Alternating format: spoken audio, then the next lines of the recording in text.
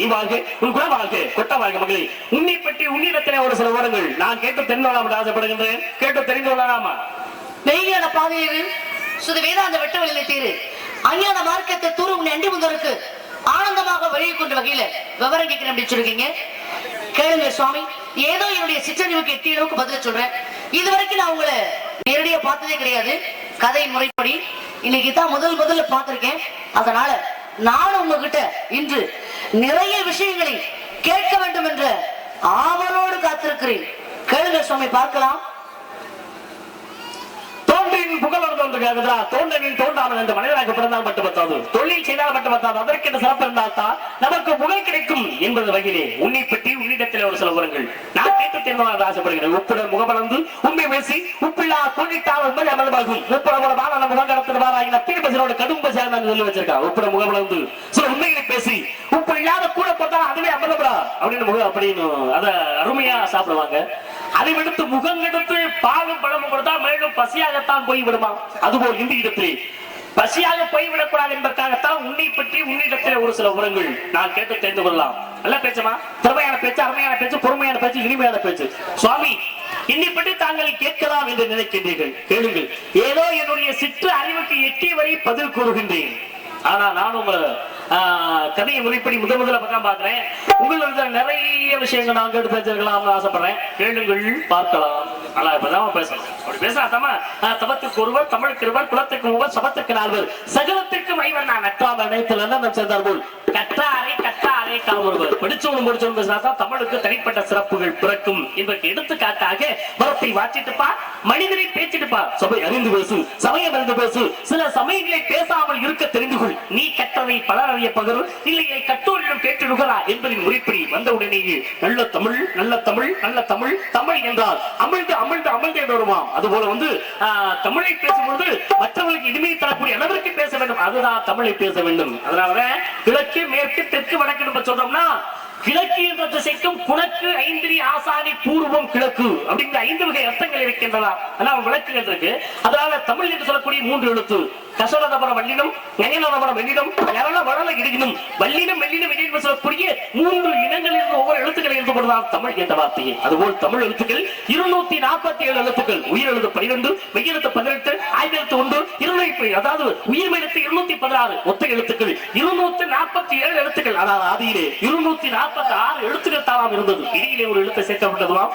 ஆனால் இன்னொரு விஷயம் அதுக்குள்ளே அடங்கியிருக்கின்றதா. உயிர் எழுத்து 12, மெய்யெழுத்து 18, 2 எழுத்துக்களும் ஒவ்வொரு எழுத்துக்களை எடுத்து சேர்க்கப்பட்டது உயிரிழத்திலே இன்று ஒரு எழுத்தாக திகழப்படுகிறது. இப்படி பேச போனால் தமிழை பற்றி நிறைய விவரங்கள் பேசிக்கொண்டே போகலாம் என்பதனால் உன்னை பற்றி உன்னிடத்தில் ஒரு சில விவரங்கள் நான் கேட்டு தெரிந்து கொள்ளலாம். கேட்கலாமா என்பதை நாம் பார்க்கும் பொழுது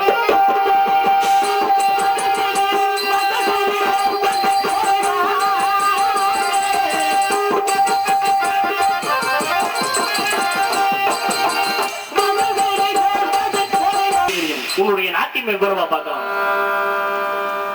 நீரளவி ஆகுமம் நீராம்பல், தான் கற்ற நூலளவி ஆகுமம் நுண்ணறிவு, மேலே தவத்தளவி ஆகுமம் தன் பெற்ற செல்வம், குலத்தளவி ஆகுமம் குடும் அப்படின்னு அவையார் ஒரு கவி படிப்பாங்க. இன்னொரு கவி கூட படிப்பாங்க. காணாது வேணாது எல்லாம் கத்தலாம், கற்றோர் முன் கோணாமல் வாய் திறக்க கூடாது, நாணாமல் பேச்சு பேச்சு என்னும் கிளி பெரும் பூனை வந்தா கீச்சு கீச்சு கத்துமா. யாரு படிக்காத அறிவாளிகள், படிக்காத முட்டாளர்கள் வரையில என்ன வேணாலும் சவடால் பேசலாமா.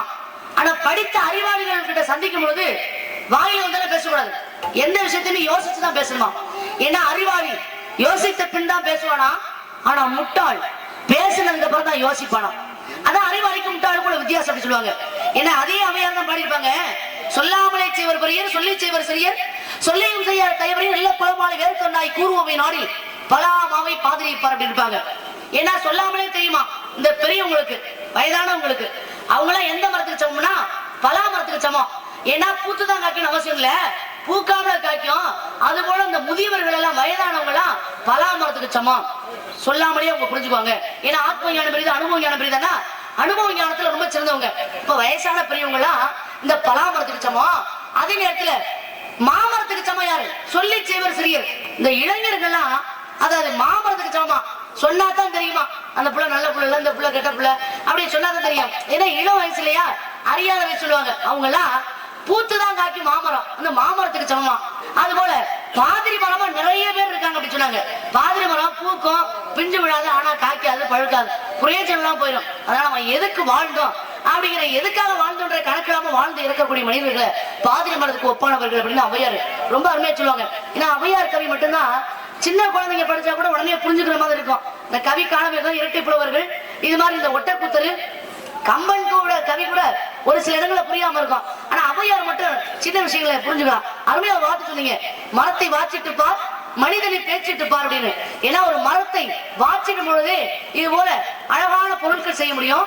அது போல ஒரு மனிதனை பேச்சிடும் பொழுது அவங்ககிட்ட என்னென்ன நல்ல விஷயங்கள் வருது அப்படின்னு தெரிஞ்சுக்கலாம். அதனாலதான் மரம் கோணலானால் நூலை பிடி, மனம் கோணலானால் நூலை படி அப்படின்னாங்க. ஏன்னா மரத்துக்கு மனிதனுக்கும் மிகப்பெரிய ஒரு சம்பந்தம் இருக்கு சாமி. என்ன சம்பந்தம்னா, ஒரு குழந்தை பிறக்குதுன்னா குழந்தை பிறந்த குழந்தைய தொட்டியில் வச்சு தூங்க வைக்கிறதும் ஒரு மரம் தான் பயன்படுது. அதுக்கப்புறம் இந்த குழந்தை நடக்க ஆரம்பிச்ச உடனே ஒரு நடவண்டி தயாரிக்கிறது கூட ஒரு மரத்துல தான். அதுக்கப்புறம் இளைஞர் வந்ததுக்கு அப்புறம், திருமணம் முடிச்சதுக்கு அப்புறம் இல்லறத்தில் ஈடுபடும் பொழுது ஒரு கட்டில்ங்கிற ஒரு மரம் தான் பயன்படுது. அதுக்கப்புறம் வயதானதுக்கு அப்புறம் ஊன்றுகோலாக பயன்படுறதும் ஒரு மரம் தான். அதுபோல ஒரு மனிதனை இடுகாடிட்டு செல்லும் பொழுது கூட ஒரு மரம் தான் பயன்படுகிறது. அந்த மனிதனை வைத்து தகனம் செய்யும் போது, எரிக்கும் போது கூட ஒரு மரம் தான் பயன்படுகிறதுனால ஒரு மனிதனுக்கு, அதாவது அடிப்படை முதல் கடைசி நாள் வரைக்கும் மரத்துக்கு மனிதனுக்கு மிகப்பெரிய சம்பந்தம் இருக்கிறதா நிறைய உங்களை மாதிரி பெரியவங்களா சொல்லியிருக்காங்க. அதனால ஏன்னா தமிழை பத்தி நிறைய பேசுறீங்க. சூடாமணி நிகண்டு, அதாவது குணக்குன்னா கிழக்குன்னு ஒரு அர்த்தம் இருக்கு அப்படின்னு. சூடாமணி நிகண்டுக்கும் தமிழ் அகராதிக்கும் கொஞ்சம் வித்தியாசம் சாமி. நிகண்டு என்ன சொல்லுதுன்னா, ஒரு வார்த்தைக்கு பல அர்த்தங்கள் கொடுத்திருக்கோம் நிகண்டுல. தமிழ் அகராதியில ஒரு எழுத்துக்கு ஒரு அர்த்தங்கள். மா என்ற எழுத்துக்கு அசுவம்னு ஒரு காரணம் இருக்கு. புத்திரதான் இப்படி ஒவ்வொரு எழுத்துக்கும். இப்ப களிர்னு சொல்றோம். களிர்னா அத்தின்னா களிர் தான். இந்த யானைக்கு களிர்னாலும் யானைதான், அத்தின்னாலும் யானைதான், மத்தகம்னாலும் யானைதான். இப்படி எல்லாம் நிகண்டு அகராதியை படிக்கிறனாலும் தப்பு இல்ல, அகராதியா தான் பேசக்கூடாது. இதெல்லாம் நிறைய காரணங்கள். அகராதியை பேசுறது தவறு இல்லை, நிறைய காரணங்கள் நீங்க சொல்ற மாதிரி பேசிட்டு போயிருக்கீங்க. ஏன்னா யாமறிந்த மொழிகளிலே தமிழ் மொழி போல் இனிதாவது எங்குமே காணும் சொன்னாங்க. ஏன் தெரியுமா? பேசுபவர்களை விட கேட்பவர்களுக்கு இன்பம் அதிகமாக கொடுக்கக்கூடிய திறன் நம்முடைய தமிழ் மொழிக்கு மட்டும்தான் உண்டா. அதனால கேட்ட கேள்விக்கு பதில்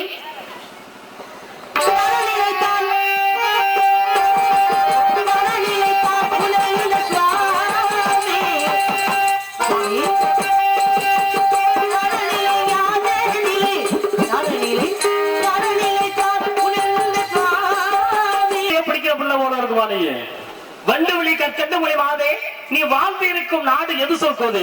அருமையான பேச்சு. ஞான நிலை தாழ்வு சுவாமி, நாடு மலை சிற்று என்பார் சுவாமி. அதுவும் அருமையான பாடல் தான். எப்ப பாடிருக்கணும்? நான் கேட்ட உடனே பாடிருக்கணும். அதுக்காக உன்னை பேச வேணாலும் நான் கட்டல. ஆனா நீ பேசிய பேச்சுக்களும் சில விவரங்கட்டமா பேசிட்டு இருக்க. நல்ல அறிவாளி அப்படின்னு நீ பேசுறது, அதிகமா பேசுறது பெருசு கிடையாதுமா. பேச்சுக்குள்ளும் நல்ல விஷயங்களை மற்றவர்களுக்கு கொடுத்திருக்கின்றமா. அந்த சிந்தனை முதலில் வேண்டும். அந்த சிந்தனையில கொஞ்சம் குறைஞ்சுதான் இருக்கிற நீ. அதனால சரி பரவாயில்ல இருந்தாலும் கூட உன்னை பற்றி சில உரங்கள் நான் கேட்டு தெரிந்து கொண்டேன் அப்படின்னு நான் சொன்னேன். மரத்துக்கும் மனிதனுக்கும் நிறைய சம்பந்தங்கள் இருக்கின்றன. தொட்டி வெட்டுறதுல இருந்து, கட்டில் செய்யறதுல இருந்து, கடைசியில் கொண்டு இடுகாட்டில் வச்சு எரிக்கிறது வரையிலும் இந்த மரம் சம்பந்தப்படுகிறது. இப்ப கொண்டு போய் வச்சாலேனா மனுஷனை புறமா கொண்டு வைக்கணும் பாத்தியா? மறு இடமே மறு நேரமே சாம்பலா வந்துடுறாங்க. அந்த மாதிரி இயந்திரங்களா வந்து விட்டதுமா. அதே மாதிரி கட்டில மரத்தெல்லாம் இப்ப செய்யறதே கிடையாது. ஆனா செய்வார்கள். அதுக்கு மாறிட்டு வந்துட்டே இருக்கு. மனிதன் மாறும், அதாவது அந்த மரங்கள் அப்படிங்கிற ஒரு தன்மை மாறவில்லை, மனிதன் மாற்றிக் கொண்டு வருகின்றார்கள். அதெல்லாம் நான் உண்மையை நான் ஒத்துக்கிறேன். மனிதர்களை மரத்துல வச்சு இருக்கிறது இல்லையா? அவசரப்படுறேன். உங்களை பிள்ளைங்கிற புத்திய காட்டுங்க. பேசுறப்ப குறுக்க யார்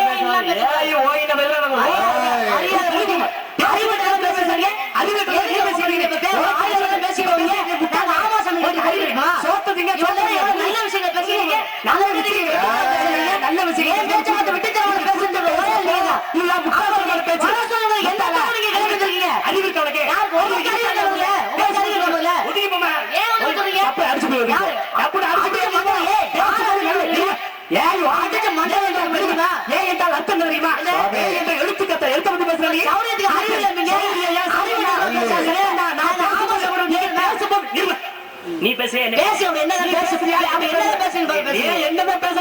பேச விட்டு பார்த்தா தானே உனக்கு தெரியும். பேசுறதுக்கு கூட்டு புத்தி என்ன அறிவுட்ட முண்டம்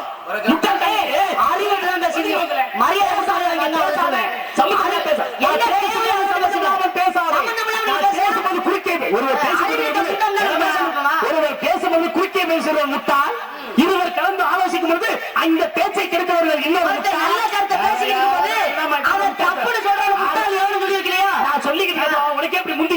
இன்னைக்கு வந்தோடனே அந்த ஒரு புத்தி புரியாப்பட்ட புத்திமான் ஏனி மரமானா எதையோ ஒரு மரம்னு சொல்லிட்டு போவோம் இருக்கு விடும முடியுமானா என்னத்தையும் அப்படி போவோம் இருக்கு நானு இதுல இருந்து தவறு இருக்கா கர்ப்பஸ்திரிகள் இருக்கும்போது இடுப்பு வலி வைத்தவரின்னு சொல்ல மாட்டாங்க நிறை மாத கர்ப்பஸ்திரிகள் இடுப்பு வலின்னு சொல்லுவாங்க அப்ப எதை தொட்டு பாப்பா தெரியுமா குழந்தை எந்த திசையில திரும்பி கிடைக்கிறது எங்க தொட்டு பாப்பாங்க அறிவு இருந்தா யோசிக்கிறது வரும் புத்தியத்தை அப்படித்தானே போய்கிட்டு இருக்கோம் சிந்திச்சு பாருமா நல்ல விஷயங்களை பாரு அகராதி பேச வேண்டும் தமிழ் அகராதி அதையே அகராதியா பேசக்கூடாதுன்னு சொல்றீங்க ஏன் பேசக்கூடாது கல்யாணம் படித்தவர்களை சொல்லாதாது எவன் ஒருவன் கல்யாணம் படித்து முடிக்கிறான் அவன் தமிழ் குறுக்கனாக ஆகிவிடுவானாம் கிறுக்கு ஆர்வம் கிறுக்கின ஆர்வம் கிறுக்கி கிறுக்கி என்றால் மலையின் அர்த்தம் கிரு என்றால் மலையின் அர்த்தம் அதை புரிந்து கொள்ளக்கூடியது தன்மை உனக்கு வேண்டும் அதனால முந்திர ஏன் சொல்லக்கூடாதா அதை செய்யக்கூடாதா நீ பேசல கேட்டுக்கிட்டு இல்ல ஆனா நான் பேசும்போது நீ குறுக்க வந்து பேசுறியா அந்த அறிவு இருந்தா நீ பேசுறியா முட்டாள்கிற நீ ஒண்ணு முட்டாள்னு சொல்றதுல ஒரு அர்த்தம் இருக்குமா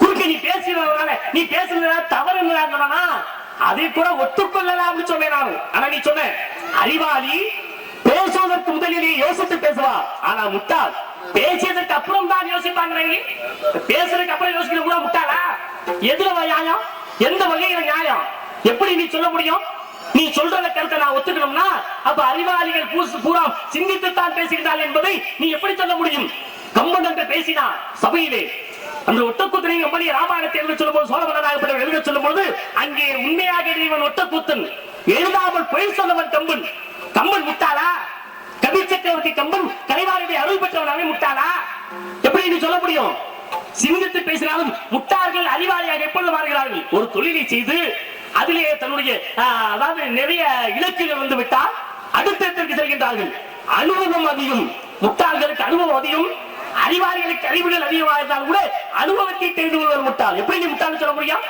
எதை நீ வச்சா மற்றவர்கள் அறிவாளி சொல்ல முடியும் கம்பெனி எப்ப முட்டாள்னு சொல்றியா நீ ஏன் ராமாயணம் இருக்கு ராமாயணத்திலே ராமராகப்பட்டவருடைய மனைவி சீதை ராமருக்கு கல்யாணம் ஆயிடுச்சு லட்சுமணனுக்கு திருமணம் ஆயிட்டது வனத்திலே இருக்கும் பொழுது அங்கே வந்தவன் சூர்பனங்கி என்ன செஞ்சா ராமனிடத்திலிருந்து யா உண்மையில் ஆசை வைக்கின்றேன் உன்னை திருமணம் செய்ய நினைக்கின்றேன் அப்படின்னு சூர்பனங்கி வந்து ராமனிடத்தை கேட்டாலே அப்பொழுது ராமன் என்ன செய்தா அம்மா எனக்கு கல்யாணம் ஆயிடுச்சு என் நம்பி லட்சுமணனுக்கு கல்யாணம் ஆகல என் நம்பி லட்சுமணன் போட்டு சொன்னானே யாரு ராமராகப்பட்டவன் அப்ப ராமன் போய் சொன்னானா எப்படி நீ சொல்ல முடியும் அப்ப ராமன் முட்டாளா அந்த இடத்துல அவன் போய் சொன்னானே லட்சுமணனுக்கு திருமணம் ஆயிடுச்சு போனானா இல்லையா பேசுறானா இல்லையா பேசுற வார்த்தைகளையும் ஏன் சொல்றீங்க ஏன் சொல்லக்கூடாது முருகப்பெருமானே ஓம் என்னும் பிரணவ மந்திரத்தை சிவன் காதிலே ஓதும் பொழுது உயிரெழுத்து 12 7 எழுத்தை கிந்து நாதங்களோடு சேர்த்து நான் ஓதினான் எந்த ஒரு ஆழத்தை போட்டுள்ளது அது ஏன்னு சொல்ல முடியாதா ஏன் மகாவிஷ்ணு ஏ என்று மாற்றை விரட்டினாலே அந்த மாடாய் அவதரித்தவர் யாரு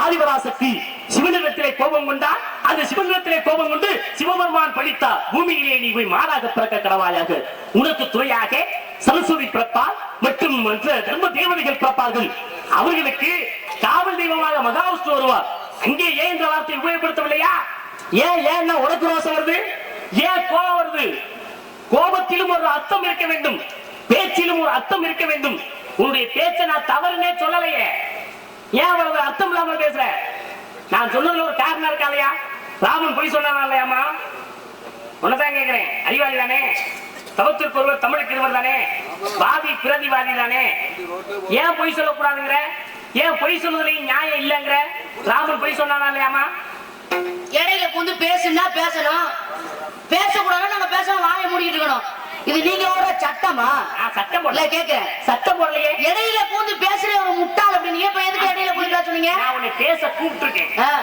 நான் உன்னை பேச அப்ப நீங்க பேசுனா பேசுறதுக்கும் நீங்க பேசாதல பேசாம இருக்கிறதுக்கும் நீங்க வச்சா கிடையாதுண்ணா சொல்ல வரலமா அப்புறம் என்ன விருப்பம் இருந்தா தான் நீ என்ன கூப்பிட்டு பேசுனீங்க என்ன பேச முடியும் நான் இடையில பேச மாட்டேன் நீங்க என்ன பேச நினைக்கிறீங்க எத்தனை மணி நேரம் பேசணும் எப்படி பேச முடியும் என்ன பேசணும் பேச முடியும்னு சொல்லிக்கிறேன் என்ன பேச நினைக்கிறேன் எத்தனை மணி நேரம் பேச நினைக்கிறேன் அதெல்லாம் நீ வைக்க கூடாது நீ எல்லாம் சொல்லக்கூடாது நான் எப்போ கூப்பிட்டு அவ ராமன் வந்து கல்யாணம் ஆயிடுச்சா இல்லையாமா ராமன் சூழ்பனங்க கேட்டாங்களா இல்லையாமான்னு கேட்கிறப்போ நீங்க பேசுங்க எவ்வளவு நேரம் பேச முடியுமோ பேசுங்க நீ சொல்றியோ அப்பவே நீ என்னை கூப்பிட்டு கேளு சுவாமி இதுதான் என்ன அந்த ஒருத்தனை கேட்கிறப்போ நான் இப்படிதான் உன்ன மாதிரி பேச மாட்டேன் இதுதான் கீழ் புத்திங்கிறது ஒண்ணுங்க பின் புத்தின்னு சொல்றது இதுதான் அதனால புத்தி அறியாமல் பேசிக் கொண்டிருக்கிறார் சூர்பனங்க ராமன்ட்ட வந்தாளா இல்லையா வந்து என்ன கேட்டா உன்னை திருமணம் முடிக்க என்றேன்னு கேட்டார். அதற்கு ராமன் சொன்ன பதில் என்ன? சொன்ன பதில் என்ன சொன்னா? எனக்கு கல்யாணம் ஆயிடுச்சு. நாங்களாம் ராமாயணத்தை படிச்சதும் தெரிஞ்சுக்கணும். நீங்க ராமாயணத்திலே வர்றவர் தானே, ஏன் உங்களுக்கு தெரியாதா? சரி, தெரியாம தெரிஞ்சு வந்துருப்போம் போல இருக்கு. இப்ப நீ தெரியாம சும்மா வந்து நின்றுட்டு இருக்கோம், உங்களுக்கு ஒண்ணுமே தெரியாது. சும்மா வந்து பேசுங்கன்னு சொல்லிட்டேன். இருமா அதோட நீ படி. ஏன் உனக்கு அவசரப்படுற? ஏன் கோவப்படுற? படிச்சவங்களுக்கு அடிப்படி வந்து கோவம் வரக்கூடாதுமா? குறைகுடம் ததும்பாது குறைகுடம் கூத்தாடும். நல்ல விவரங்களை பேச போறப்போ கோவம் வரக்கூடாது. குறைகுடம் நின்றுட்டு ஆடுமா டாமான் பெண்களை கேட்டு பாருங்க, நல்லா தெரியும். நிறைகுடத்தை தலையை வச்சா அலமாவ போயிட்டே இருக்கும். ஆனா குறைவிட ஆட்டுல வீடு போய் சேர்க்கறதுல அந்த குடத்தை கீழே விட போட்டு அவருக்கு. நீ என்ன வரப்போமா உங்க அப்பா அம்மா பேர் நான் தெரிஞ்சுக்கிறோம் ஆசைப்படுகின்றேன். எப்படி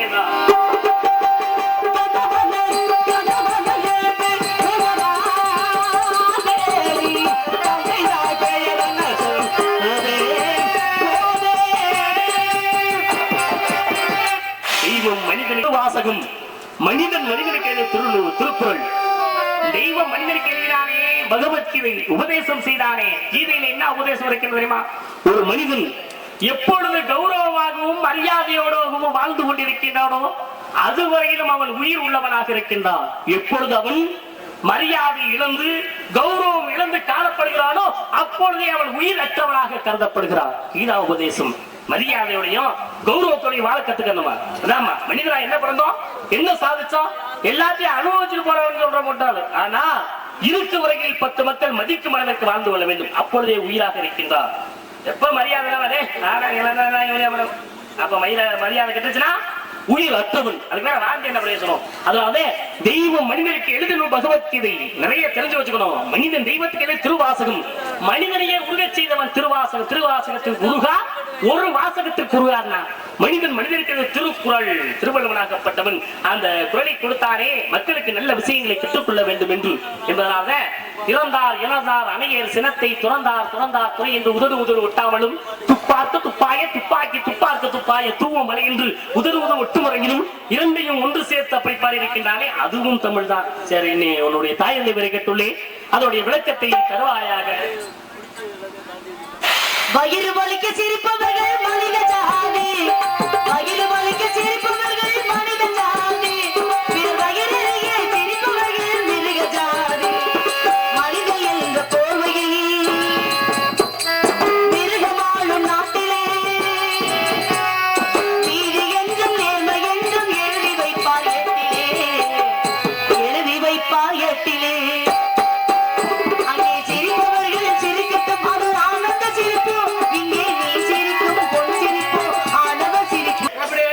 ஒண்ணு பேசி பேர் வாங்குறது, இன்னொன்னு பேசுறத குறை சொல்லியே பேர் வாங்குறது. நான் எப்படின்னா பேசி பேர் வாங்கணும் அப்படின்னு நினைப்பேன். ஆனா நீங்க எப்படியாவது என்னை குறை சொல்லியே பேர் வாங்குற எண்ணத்தோட நீர் கிளம்பி வந்திருப்பீங்க இருக்குது. புரியுது? நான் ஒருத்தர் முகத்தை பார்க்கும்போது கண்டுபிடிச்சிருவேன் இதான் கீழ் சாமி. நீங்க இது வரைக்கும் நான் பேசின வார்த்தையில நீங்க குறுக்கிட்டு பேசுறீங்கன்னு வச்சுங்களேன், இடையில பூந்து பேசிருப்பேன். ஆனா அறிவிட்டதெல்லாம் பேசுறேன், முட்டாள்தனம் பேசுற அப்படின்னு சொன்னதுல எதுக்கு இப்படி தேவையில்லாத வார்த்தைகளை எதுக்கு பேசுறீங்க? ஏன்னா சபை இருந்து பேசு, சமயம் இருந்து பேசு, சில சமயங்களில் பேசாம இருந்து பழகு அப்படி சொல்லுவாங்க. நான் ஒரு சில பேர் வந்தா பேசவே மாட்டேன் தெரியுமா? என்னைய சரியில்லைன்னு பரவாயில்ல நான் சொல்லி பேச மாட்டேன். ஏன்னா ஒரு முட்டாள்கிட்ட பேச ஜெயிக்கிறது விஷயம் பெரிய விஷயமே கிடையாது. ஒரு அறிவாளி கிட்ட பேசி தோற்று போகுது மிகப்பெரிய விஷயம் அப்படின்னு சொல்லுவாங்க. எங்க அண்ணன் கிட்ட பேசும்போது நான் கண்டுபிடிச்சிருவேன் இவர்கிட்ட விஷயம் இருக்கா விஷயம் இல்லையா அப்படின்னு. நிறைய விஷயம் ராமாயணத்தை பத்தி நீங்க பேசுறதுனாலதான் உங்ககிட்ட நிறைய விஷயம் கேட்க போறேன் அப்படின்னு நான் ஆரம்பிச்சேன்.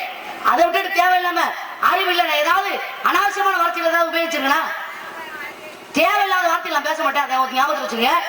கடுப்பு வரக்கூடாது. நிறை கொடுத்தாலும் குறை குடம் கூத்தாடும் அப்படிங்கிறீங்களே, குறை குடம் கூத்தாடுனாலும் ஒரு சொட்டு தண்ணி கூட வெளியில விழுகாது. ஆனா நிறை குடத்துல இருந்து எவ்வளவு சேதமா தெரியுமா உங்களுக்கு?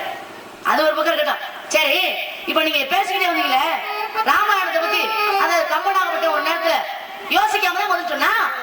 நான் சொன்ன ஒரு வார்த்தை அறிவாளி யோசித்த பின் பேசுவான், முட்டாள் பேசுறதுக்கு அப்புறம் யோசிப்போம் சொன்னேன். கம்பன் யோசிக்காம தான் முதல் சொன்னா, அப்ப முட்டாள் இல்லையா அப்படின்னு சொன்னீங்களே. கம்பன் அந்த இடத்துல முட்டாள்தனமா தான் நடந்துக்கிட்டான். கவியை பாடுறாங்க பாடின குமுத விட்ட குளவரை கூத்தன் தமிழ் விட்ட திரையும் திரைக்கடம் துமித ஒரு புக வாடுவாள் துணிகள் அமதம் மீண்டும் மெடும்படும் ஆசையால் அப்படி யோசிக்காம முட்டாள்தனமா பாடிட்டான்.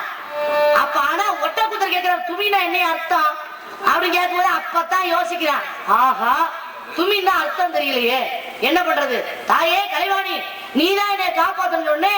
கலைவாணியோட அருள் அவருக்கு எக்கச்சக்கமா இருந்துச்சு.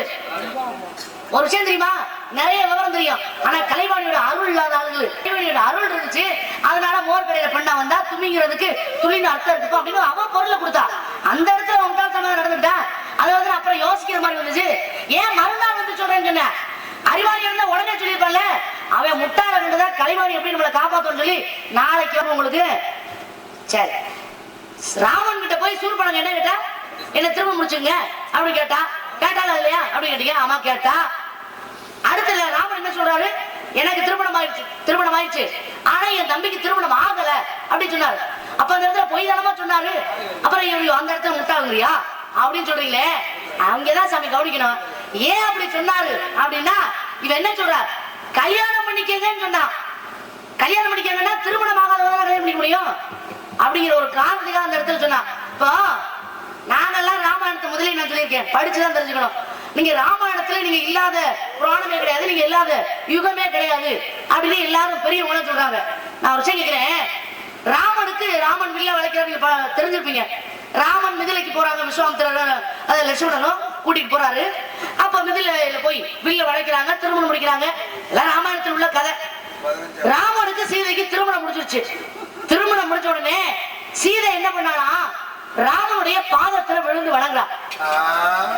ராமனுடைய பாதத்துல சீதை விழுந்து வணங்கும் பொழுது ராமன் என்ன சொல்றாரு தெரியுமா, அப்படியே கீழே விழுந்து வணங்க என்ன பண்ணுவாங்க பெரியவங்களா, தொட்டு இப்படி தூக்குவாங்க. அப்ப ராமன் அது போல சீதை கால விழுந்து தொட்டு தூக்குறாரு. தூக்கும் பொழுது என்ன தொடாதீங்க அப்படின்னு சொன்னா சீதை. அவன் தானே தாங்கி கட்டுறவன், கட்டின புருஷன் தானே, காலில் விழுந்தால தொட்டு தூக்கும் பொழுது என்ன தொடாதீங்கன்னு சொன்னான். ஏன் தொடாதீங்கன்னு சொன்னா, ராமாயணம் நீங்க ராமாயணம் எழுதுறதுக்கே காரணம் நீங்க தானே, தெரியுமில்ல உங்களுக்கு. என்னகிட்ட திருப்பி கேட்டீங்களா என்ன சொன்ன அப்படின்னு.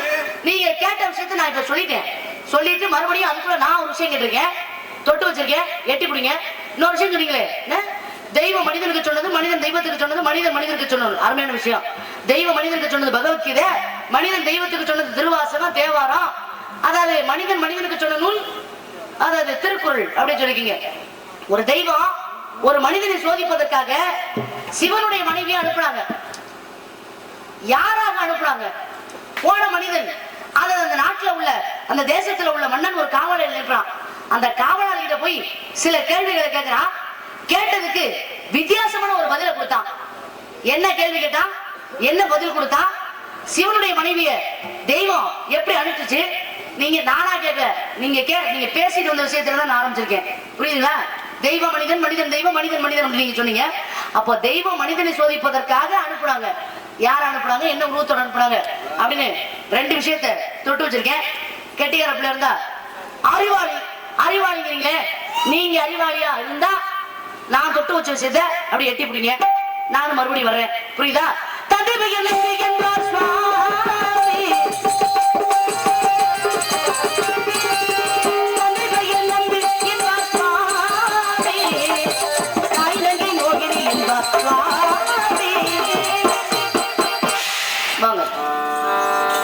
சண்டாலை சூர்பனங்கை தாழ இருப்பர் வடிவு கொண்டார்.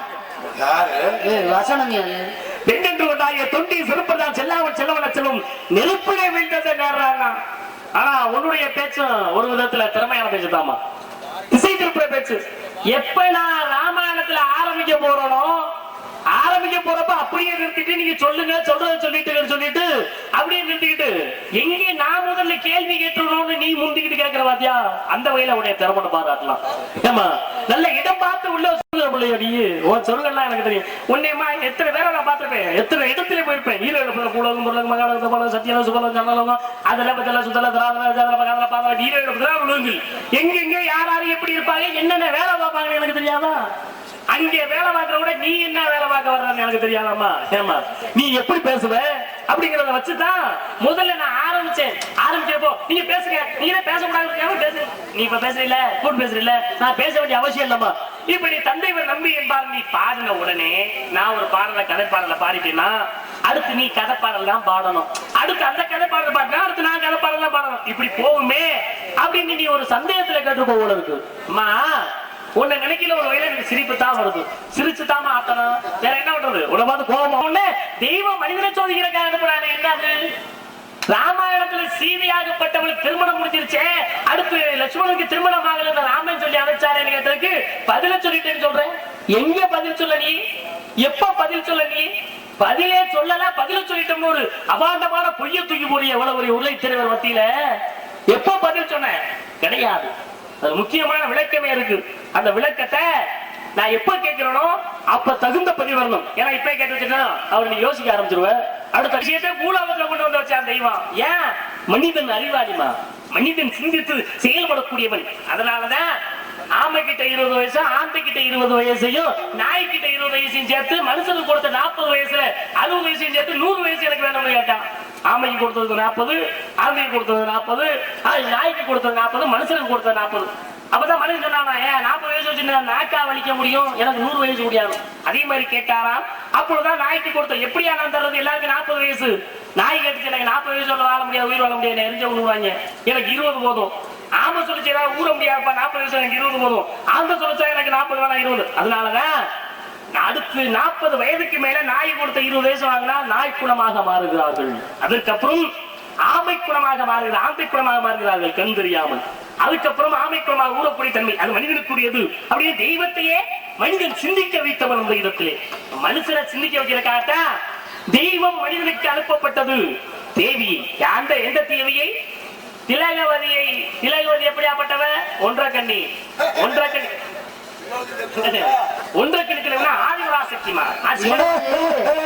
எதிரி வெளியிலாம் இல்ல, ஆளுடோட கூட்டி உட்கார வச்சாச்சு. சிவன் பாதி, சக்தி பாதி, அர்த்தநாரீஸ்வரர். அர்த்தநாரீஸ்வரர் ஆண் பாதி, பெண் பாதி. இப்ப திலகம் அப்படின்னு உதவிக்கிட்டாங்க. முதல்ல சக்தி தான் நெற்றிகள் இருந்தான். பின் எடுத்தனால அந்த குங்குமத்தை எடுத்து வச்சதுனால பெண்கள் திலகம் எடுக்கிறார்கள், உதிரத்தை கொட்ட விடாமல் தடுப்பதற்கு. அதனால ஆண் பாதி, பெண் பாதி, அங்கே ஒன்றாக்கணும், இங்கே ஒன்றாக்கணும். அதனால திலகவதிக்கு ஒன்றாக்கணும்னு சொன்ன உடனே கேட்டானா அந்த கேள்விய? கேட்கலாமா? எதுக்கு ஒன்றாக்கணும் நான் கேட்டேனா? நான் கேட்காத கேள்வி நீங்க எதுக்கு சொல்லிட்டு இருக்கீங்க? நான் கேட்டதுக்கு மட்டும் நீங்க பதில் சொல்லுங்க. பூலோகத்துக்கு வந்தவ யாரு? யாரு? திலகவதி தானே. ஆதிபராசக்தி வந்தா. பூலோகத்துக்கு வந்தது யாரு? ஏன் உமா மகேஸ்வரன் அவருக்கு பேர் இருக்கு, ஆதிபராசக்தி. அபிராமின்னு ஒரு பேர் இருக்கு, ஏன் சிவரஞ்சனின்னு ஒரு பேர் இருக்கு, ஆதிபராசக்திக்கு எம்பூட ஒரு பேர் இருக்கு. அந்த பேர்லாம் ஏன் அதெல்லாம் சொல்றது? ஏன் திலகவதின்னு சொல்றீங்க? திலகவதின்னு சொல்றீங்கன்னா அப்போ உனக்கு பெருமை கொடுத்துருக்கீங்க அர்த்தமா? யாருக்கு பெருமை? எல்லா பெண்களுக்கும் திலகவதினா பொருள். போதும் போதும், நீங்க உங்களை உயர்த்துற மாதிரி உயர்த்தி கொண்டு என்கிட்ட தொப்பக்கடி போய் உங்களை பத்தி எனக்கு தெரியும். புரியுதா? எல்லா பெண்களையும் திலகவதின்னு ஒப்பிடலாம். எல்லா பெண்களையும் சிவரஞ்சனி ஒப்பிடுவியா? எல்லா பெண்களையும் அபிராமின்னு ஒப்பிடுவியா? எல்லா பெண்களும் திலகம் விடுவதனால் ஆதிபராசக்தியுடைய அம்சம் திலகவதின்னு சொல்லுவேன். எல்லா பெண்களையும் அபிராமி சொல்ல முடியுமா? சொல்ல முடியாது. எல்லா பெண்களையும் சொல்றேமா? உன்னை அபிராமி சொல்ல முடியுமா? சிவரஞ்சனி சொல்ல முடியுமா? திலகவதி சொல்லணும். சொன்னா சமா நீயும் எல்லா பெண்களுக்கு ஒப்பானவள். அதனாலதான் திலகவதி சமாளிப்பு. அப்ப இது உண்மை இல்லையா? உண்மைதான். ஏத்துக்கிற மாதிரி தான் கொண்டு விட்டுறீங்களா? அப்புறம் எப்படி வந்தாங்க பூமிக்கு? எப்படி வந்தார்கள்? ஏத்துக்கிற மாதிரி எது பேசுறாலும் ஏத்துக்கிற மாதிரி பேசணுமா? ஏத்துக்கிற மாதிரி பேசினாத்த அது அடங்கிருக்கு. சிவரஞ்சனி சொல்லக்கூடாதுல்ல. வராதவங்க நம்மளோட பேசாதவெல்லாம் நடிக்காதவங்க அவங்களை பத்தி பேசவே கூடாது. அந்த சிவரஞ்சனி வேறு, இங்கு நிற்பவர்கள் யாரு அப்படிங்கிறதுக்கு காரணம் இருக்கிறது. அதனால சிவபெருமான் ஆதிபராசக்தி அனுப்பினா பூலோகத்தை சோதிப்பதற்கு யார்? ஒரே ஒரு மனுஷனை. விதர்ப்ப தேசத்துல 2 ஆண்டு மழை முடியாமல் இருந்தது. 2 ஆண்டுகள் மழை முடியாமல் இருந்ததுனா பெரிய பூஜை செய்றாங்க, யாகம் செய்கின்றார்கள். யாகம் நடந்தும் பூஜை நடந்தும் மழை பொழியவில்லை. என்ன செய்றாங்க? தேவர் இந்த மனிதர்கள் எல்லாம் மழை பொழியலையே, பூஜையை கைவிடுவோம் சொல்ல அரச குரு வந்து சொன்னாலாம், யா கடைசி ஒரு முயற்சி. என்ன முயற்சி? இங்கே பெரிய தவம் செய்வதை விட பூஜை செய்வது முக்கியம். 11 நாள் பூஜை. 10 நாள் பூஜையில மிருகங்களை வெட்டி பலியிட வேண்டும். 11வது நாள் பூஜையில ஒரு ஆண்மகனை வெட்டி பலியிட வேண்டும். ஆண்மகனை வெட்டி பலியிட்டா மழை பொழியும் அப்படின்னு சொல்லி எல்லாரும் ஆலோசனை நடக்குது. 10 நாள் பூஜையில மிருகத்தை வெட்டிடலாம். 11வது நாள் பூஜையில உன் மகனை நீ வெட்ட கொடுப்பியா? உங்க அண்ணனை வெட்ட கொடுப்பியா? உங்க அப்பா வெட்ட கொடுப்பியா? கொடுக்க முடியாது. அப்ப என்ன செய்யறாங்க? சரி, அந்த பையன் யாரு அப்படின்னா ஒரு குடும்பத்திலே ஆண்மகன் ஒருவன் மட்டும் தான் இருக்க வேண்டும். அண்ணன் தங்கச்சி எல்லாம் இருக்கவே கூடாது, ஒருத்தனா இருக்கணும். அவனுக்கு கல்யாணம் ஆயிருக்க கூடாது, மனைவி இருக்கக்கூடாது. ஆனா அவன் பொய் சொல்லக்கூடாது, எந்த உயிரையும் கொண்டிருக்க கூடாது, எந்த அதாவது கரியை சாப்பிட கூடாது. அப்படியாப்பட்டவன் தேடுனாங்க கிடைக்கல. 10 நாள் பூஜை நடந்தது. பூஜை நடந்து 10 நாள் மிருகத்தை வெட்டிட்டாங்க. 11வது நாள் பூஜை நடக்கணும். என்ன செய்யறாங்க? எந்த மனிதனும் கிடைக்கவில்லை. அரண்மனையிலே அன்னதானம் நடைபெறுகிறது. அன்னதானத்துக்கு எல்லாரும் அழைக்கப்படுகிறார்கள், அனைவரும் வருகிறார்கள். அங்கே ஒரே ஒரு மனிதன் மட்டும் வித்தியாசமாக தெரிகின்றார். அவனை கூப்பிட்டீங்க, வாப்பா, உன்னை பார்த்தா ஒரு வித்தியாசமா தெரியுதே, உன்ட்ட ஒரு சில கேள்விகள். என்ன கேள்வி ஐயா அப்படின்னு கேட்கும்போது உங்க குடும்பத்துக்கு நீ எத்தனாவது பையனான்னு கேட்கிறாங்க. அதுக்கு அவன் சொன்னான், முதலும் நானே முடிவும் நானே என்று சொன்னான். என்னடா வேறமா பேசுறானே. ரெண்டாவது கேள்வி கேட்கிறாங்க, சரிப்பா உனக்கு கல்யாணம் ஏதாவது ஆயிருச்சா அப்படின்னு கேட்க, கல்யாணமா, நானே ஒரு சுமை, எனக்கு இன்னொரு சுமை வேண்டுமா என்று இரண்டாவது கேள்விக்கு பதில் சொன்னார். மூன்றாவது கேள்வி என்ன கேட்டார்கள், சரிப்பா நீ ஏதாவது கறி ஏதாவது சாப்பிடுவியா அப்படின்னு சொல்லும் போது, மாமிசமே மாமிசத்தை தின்னலாமா, நம்மளை வெட்டி போட்டாலும் மாமிசம் தான், மாமிசமே மாமிசத்தை தின்னலாமா. மூன்றாவது கேள்விக்கு பதில். நான்காவது கேள்வி கேட்டார்கள், சரி இங்க இருந்து உன்னை கூட்டி வரோம் மன்னன்ட்ட உன்னை என்ன அது வேண்டும்னு கேட்ப அப்படின்னு சொன்ன, பிச்சைக்காரன் இடத்திலே நான் பிச்சை கேட்பாயா அப்படின்னு கேட்டான். தூக்கி வாரி முடிச்சுடா, மன்னனை போய் பிச்சைக்காரன் சொல்றானே. சொன்ன உடனே அவன் சொன்னானா, ஐயா அவனே மனையை வேண்டி அவன் அங்கு தெய்வத்திடம் பிச்சை கேட்டுக் கொண்டிருக்கின்றான். அவனே யார பிச்சை கேட்கிறான், ஒரு மனுஷன் வெட்டணும் பிச்சை தானே கேட்கிறான், பிச்சைக்காரத்தை பிச்சை கேட்கலாமா அப்படின்னு நான்காவது கேள்விக்கு பதிலை சொன்னானா. அப்படி முதலும் நானே முடிவும் நானே என்பது என்னுடைய குடும்பத்திலே வேற பிள்ளைகள் இல்லைன்னு அர்த்தம். எனக்கு மனைவி நானே ஒரு சுமை, எனக்கு ஒரு சுமை வேண்டுமா என்பது எனக்கு மனைவி இல்லைன்னு அர்த்தம், திருமணமாக அர்த்தம். மாமிசமே மாமிசத்தை நான் கறி சாப்பிட மாட்டேன் அப்படின்னு அர்த்தம். கடைசியிலே அவன் சொன்ன வார்த்தை பிச்சைக்காரங்க பிச்சை கேட்கலாமா. நான் கேள்வி ஐந்தாவது கேள்வி கேட்பது இங்கே அரசன் இடத்திலே. அரசன் கூட்டி வர, அரசன் 11வது பூஜையை நிறைவேற்றுவதற்காக கையிலே வாள் எடுத்து கழுத்தை வெட்ட போன. அப்பதான் சிரிக்கிறேன் பையன், என்னடா சிரிக்கிற உன்னை வெட்ட போறேன்னு சிரிக்கிறேன்னு சொல்லும் போது, வேலியே மயிரை அதாவது பயிரை உண்ட கதையாக இருக்கின்றவையா, வேலியே பயிரை உண்ட கதையாக இருக்கின்றவையான்னு சொன்னா, என்னையா காரணம் எப்படி சொல்றானேன்னு தெரிஞ்சா, தெய்வம் மக்களை காக்கின்றார்கள், மக்களை காப்பவன் மன்னன், தெய்வத்துக்கு சமம். அப்படியாப்பட்டவனே நான் எனக்கு சொந்தம் பந்தம் அண்ணன் தம்பி மாமன் மச்சான் பொண்டாட்டி உள்ள எதுவுமே இல்ல, நான் மன்னனே கதைன்னு இருக்கேன், மன்னனே என்ன விட்டவனால எல்லாம் ஒரு மன்னனா அப்படின்னு பதில் சொன்னான். சொன்ன உடனே மன்னன் தன்னுடைய கையில வைத்திருந்த வாளை தன் கழுத்தை வெட்டினான். வெட்டி முடிச்ச உடனே அதே வாளை எடுத்து குரு எடுத்து கழுத்தை வெட்டிட்டான், அதே வாளை எடுத்து மந்திரி கழுத்தை வெட்டிட்டான். கடைசியாக அந்த பையன் என்ன செஞ்சான் தெரியுமா, அந்த பெண் உருவிலே வந்தாலே ஆதிபராசக்தி எந்த அவதாரத்தோடு காளியாக வந்தார். காளியாக எப்படி வர்றா, எந்த அவதாரத்தோட காளியா வர்றா, முதல் அவதாரம் முடிந்து இரண்டாவது முறையாக காளி அவதாரம் எடுத்து வந்தார். யாரை சோதிப்பதற்காக, ஜடப்பரதன் என்று சொல்வதற்காக. 5 கேள்விகளுக்கு பதிலை சொன்னவன் யாரு, ஜடப்பரதன். பரதன் முதல்ல ஒருத்தர் கிருஷ்ணனுக்கு சௌந்தரியம் பிறந்தவன், அதனாலதான் பாரதநாதன் இன்னைக்கு சொல்றோம். ஆனால் இவன் பெயர் ஜடப்பரதன். இந்த ஜடப்பரதனாகப்பட்டவன் எடுத்து கழுத்தை காளி தேவியை வெட்ட போனான் பாரு. வெட்ட போனவன சொன்னான், நான் உன்னை சோதிப்பதற்காக வந்தேன், ஆனால் உன்னிடம் நான் ஜெயித்தால் நீ என்னிடம் என்னை வென்று விட்டாய், உனக்கு என்னையா வர வேண்டும் என்று கேட்க, அப்பொழுது அவன் சொன்னானாம், நான் முதற்கொன்று இவர்கள் அனைவரும் உயிர் பெற்று எழ வேண்டும். உயிர் பெற்று எழுந்தார்கள். அப்படியே அனைவரும் தேவலோகத்துக்கு போனாங்களாம். ஆக ஜடப்பரதன் எங்க உள்ளவே, தேவலோகத்தில் உள்ளவே மனிதனை சோதிக்கிறதுக்காக வந்தாங்க. அப்ப காளி தேவியாக ஜடப்பரதனை சோதிப்பதற்காக இரண்டாவது முறையாக வந்தார். இதுதான்மா சிவபெருமா தேவர்கள் அனைவரும் அந்த ஆதிபராசக்தியை காளி அவதாரமாக இரண்டாவது முறையாக வந்து தரப்பி வைத்தார். உன்னுடைய கேள்விக்கு என்னுடைய பதில் இதுவும் சரி அப்படின்னா சரின்னு ஒத்துக்க. இதுக்குள்ளே உள்ளே ஏதாவது சந்தேகம் உள்ள பூந்து சொல்லுதுங்க கேட்டீங்கன்னா பரவாயில்ல நினைக்கிறேன். பேசு. என்னத்த பேச சரியான இருக்கீங்க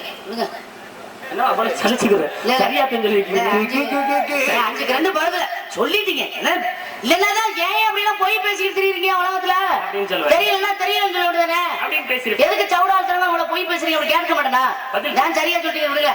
இப்ப ஏதாச்சும் இது சரி, நான் அடுத்ததுக்கு சொல்லவே இல்லையா, சொல்லவே இல்லை, நான் பதில் சொல்லலைன்னா நீ கிட்ட படிச்சு இருக்கு சார். ஆனா நான் இப்ப பேசுறேன்னு சொல்றேன், இத்தனை சொல்லின்னு சொல்றேன், இத்தனை சொன்னதும் நான் பொய்தாமா சொல்லிருக்கேன். ஒரு கதையை நான் எடுத்துக்கிட்டு பேசுறேன்னா, ஏமா என் பழக்கம் உனக்கு தெரியாதா? ஆமா, நீங்க அப்படியே கை தட்டி வம்பு எடுத்து விடுங்க, நல்லா இருப்பீங்க.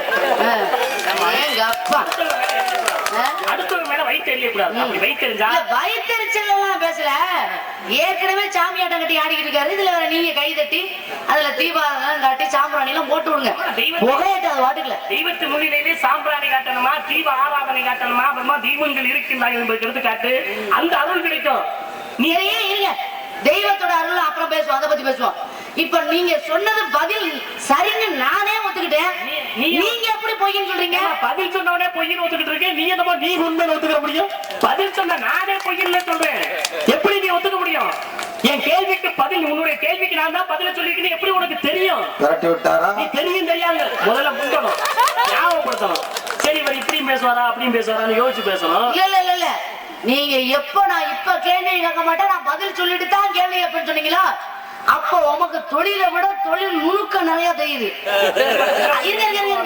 அதனால நான் வந்து நீங்க இப்ப எந்த காரணத்துல பொய்ன்னு சொல்றீங்க தெரியுமா? இந்த பிள்ளைக்கு இந்த நம்ம சொன்ன பதில் தெரியாது அப்படின்ற எண்ணத்தோட இல்ல ஒரு சில பேர் பாத்தீங்களா கேள்வியை மட்டுமே மொட்டையை மனப்பாடம் பண்ணிட்டு வந்து அது என்ன இது என்ன அப்படின்னு கேட்டுட்டே போவாங்க. தப்பான பதில் சொன்னா ஆமான்னு சொல்லிட்டு போயிட்டே இருப்பாங்க. அப்படியே நான் சொல்றேன், நான் என்னைய சோதிக்கிறீங்க நீங்க தெரியுங்க. நீங்க எந்த இடத்துக்கு வருவீங்க அந்த இது கூட இல்லாம நாங்க இவ்வளவு பேசுறோம். அதாவது நான் என்ன சொல்றேன்னா, ஒரு கேள்வியை படிக்கிறேன்னா அதுக்குண்டான பதிலை நான் படிப்பேன். நான் கேட்ட கேள்விக்கு சரியான பதில் நீங்க கொடுத்திருக்கீங்க. இல்ல நான் சொல்றேன். இல்லன்னு நீங்க சொன்னீங்க. நான் இப்பவே சொல்லி முடிக்கலையே. ஒரு மனிதனை சோதிப்பதற்காக ஆதிபராசக்தி எந்த உருவமா அனுப்புனாங்க? காளி அவதாரம் வந்தாங்க. கேட்டேன் முதல் ஒரு கேள்விக்கு சரியா பதில் வந்துச்சா? எந்த தேசத்து மன்னன் சொன்னு கேட்டேன், விதர்ப்ப தேசத்து மன்னன். யாரை சோதிப்பதற்காக கேட்டேன், ஜடபரதனை சோதிப்பதற்காக. கேட்ட கேள்வி என்னன்னு கேட்டேன், 5 கேள்விக்கு சரியான பதில் சொல்லிருக்கீங்க. முதலும் நானே முடிவு நானே மாமிசத்தை உண்ணலாமா, நானே சுமை எனக்கு ஒரு சுமையா, ஆமா பிச்சைக்காரன் கேட்பேன், வேலையே பயிர் என்ன கதையா இருக்கு அப்படின்னு நான் கேட்ட கேள்விக்கு சரியான பதில் சொல்லிருக்கீங்க. இல்ல நீங்க என்ன திசை திருப்பி போகிறீங்க? நான் உங்களுக்கு கொஞ்சம் திசை திருப்பி சொல்லு. இந்த தெய்வத்து ஆணையா சொல்றேன், நீங்க சொன்னது சரியான பதில் நான் சொல்றேன். நான் கேட்ட கேள்விக்கு இந்த தெய்வத்து ஆணையா சரியான பதில சொல்லிருக்கீங்க நான் சொல்றேன். எங்க இருங்க, நீங்க இந்த தெய்வத்து ஆணையா நான் சொன்ன கதை பொய்ன்னு வேணா சொல்லுங்க, இப்ப தெரிஞ்சு வரும். சத்தியம் பண்ணது அது நியாயம் தான். இதெல்லாம் நான் சொன்னதாலே நீ திருப்பி சொல்லிருக்க. மாமிசம் சொல்லாம இதான் நான் சொன்னது. நான் உங்களுக்கு முன்னாடி நான் படிச்சிருக்கேங்க, அதனால தான் சொல்லிக்கிட்டு இருக்கேன். அதுதான் இங்க ஒண்ணு புரியணும். நான் சொல்லி முடிக்கலன்னு சொன்னேன். எப்படி சொன்னேன்? காளியை சிவபெருமான் ஜடப்பிரதனை சோதிப்பதற்கு 2வது முறையாக அனுப்பினான்னு சொன்னேன். நான் காளியை ஜடப்பிரதனை சோதிப்பதற்காக 2வது முறையாக அனுப்பினான்னு சொன்னேன். காளி முதலாவதாரம் எடுத்திருப்பாங்க. முதலாவதாரம் எப்பமா எடுத்தா, முதலாவதாரம் எடுத்த கதையை நான் சொல்லி இருந்தாத்தே இந்த கதை உண்மைன்னு சொல்ல முடியும். காளி முதலிலே காசு அது ஆதிபராசக்தி காளி அவதாரம் எப்படி எடுத்தா, ஏன் எடுத்தா, எங்க எடுத்தா, நீங்க அந்த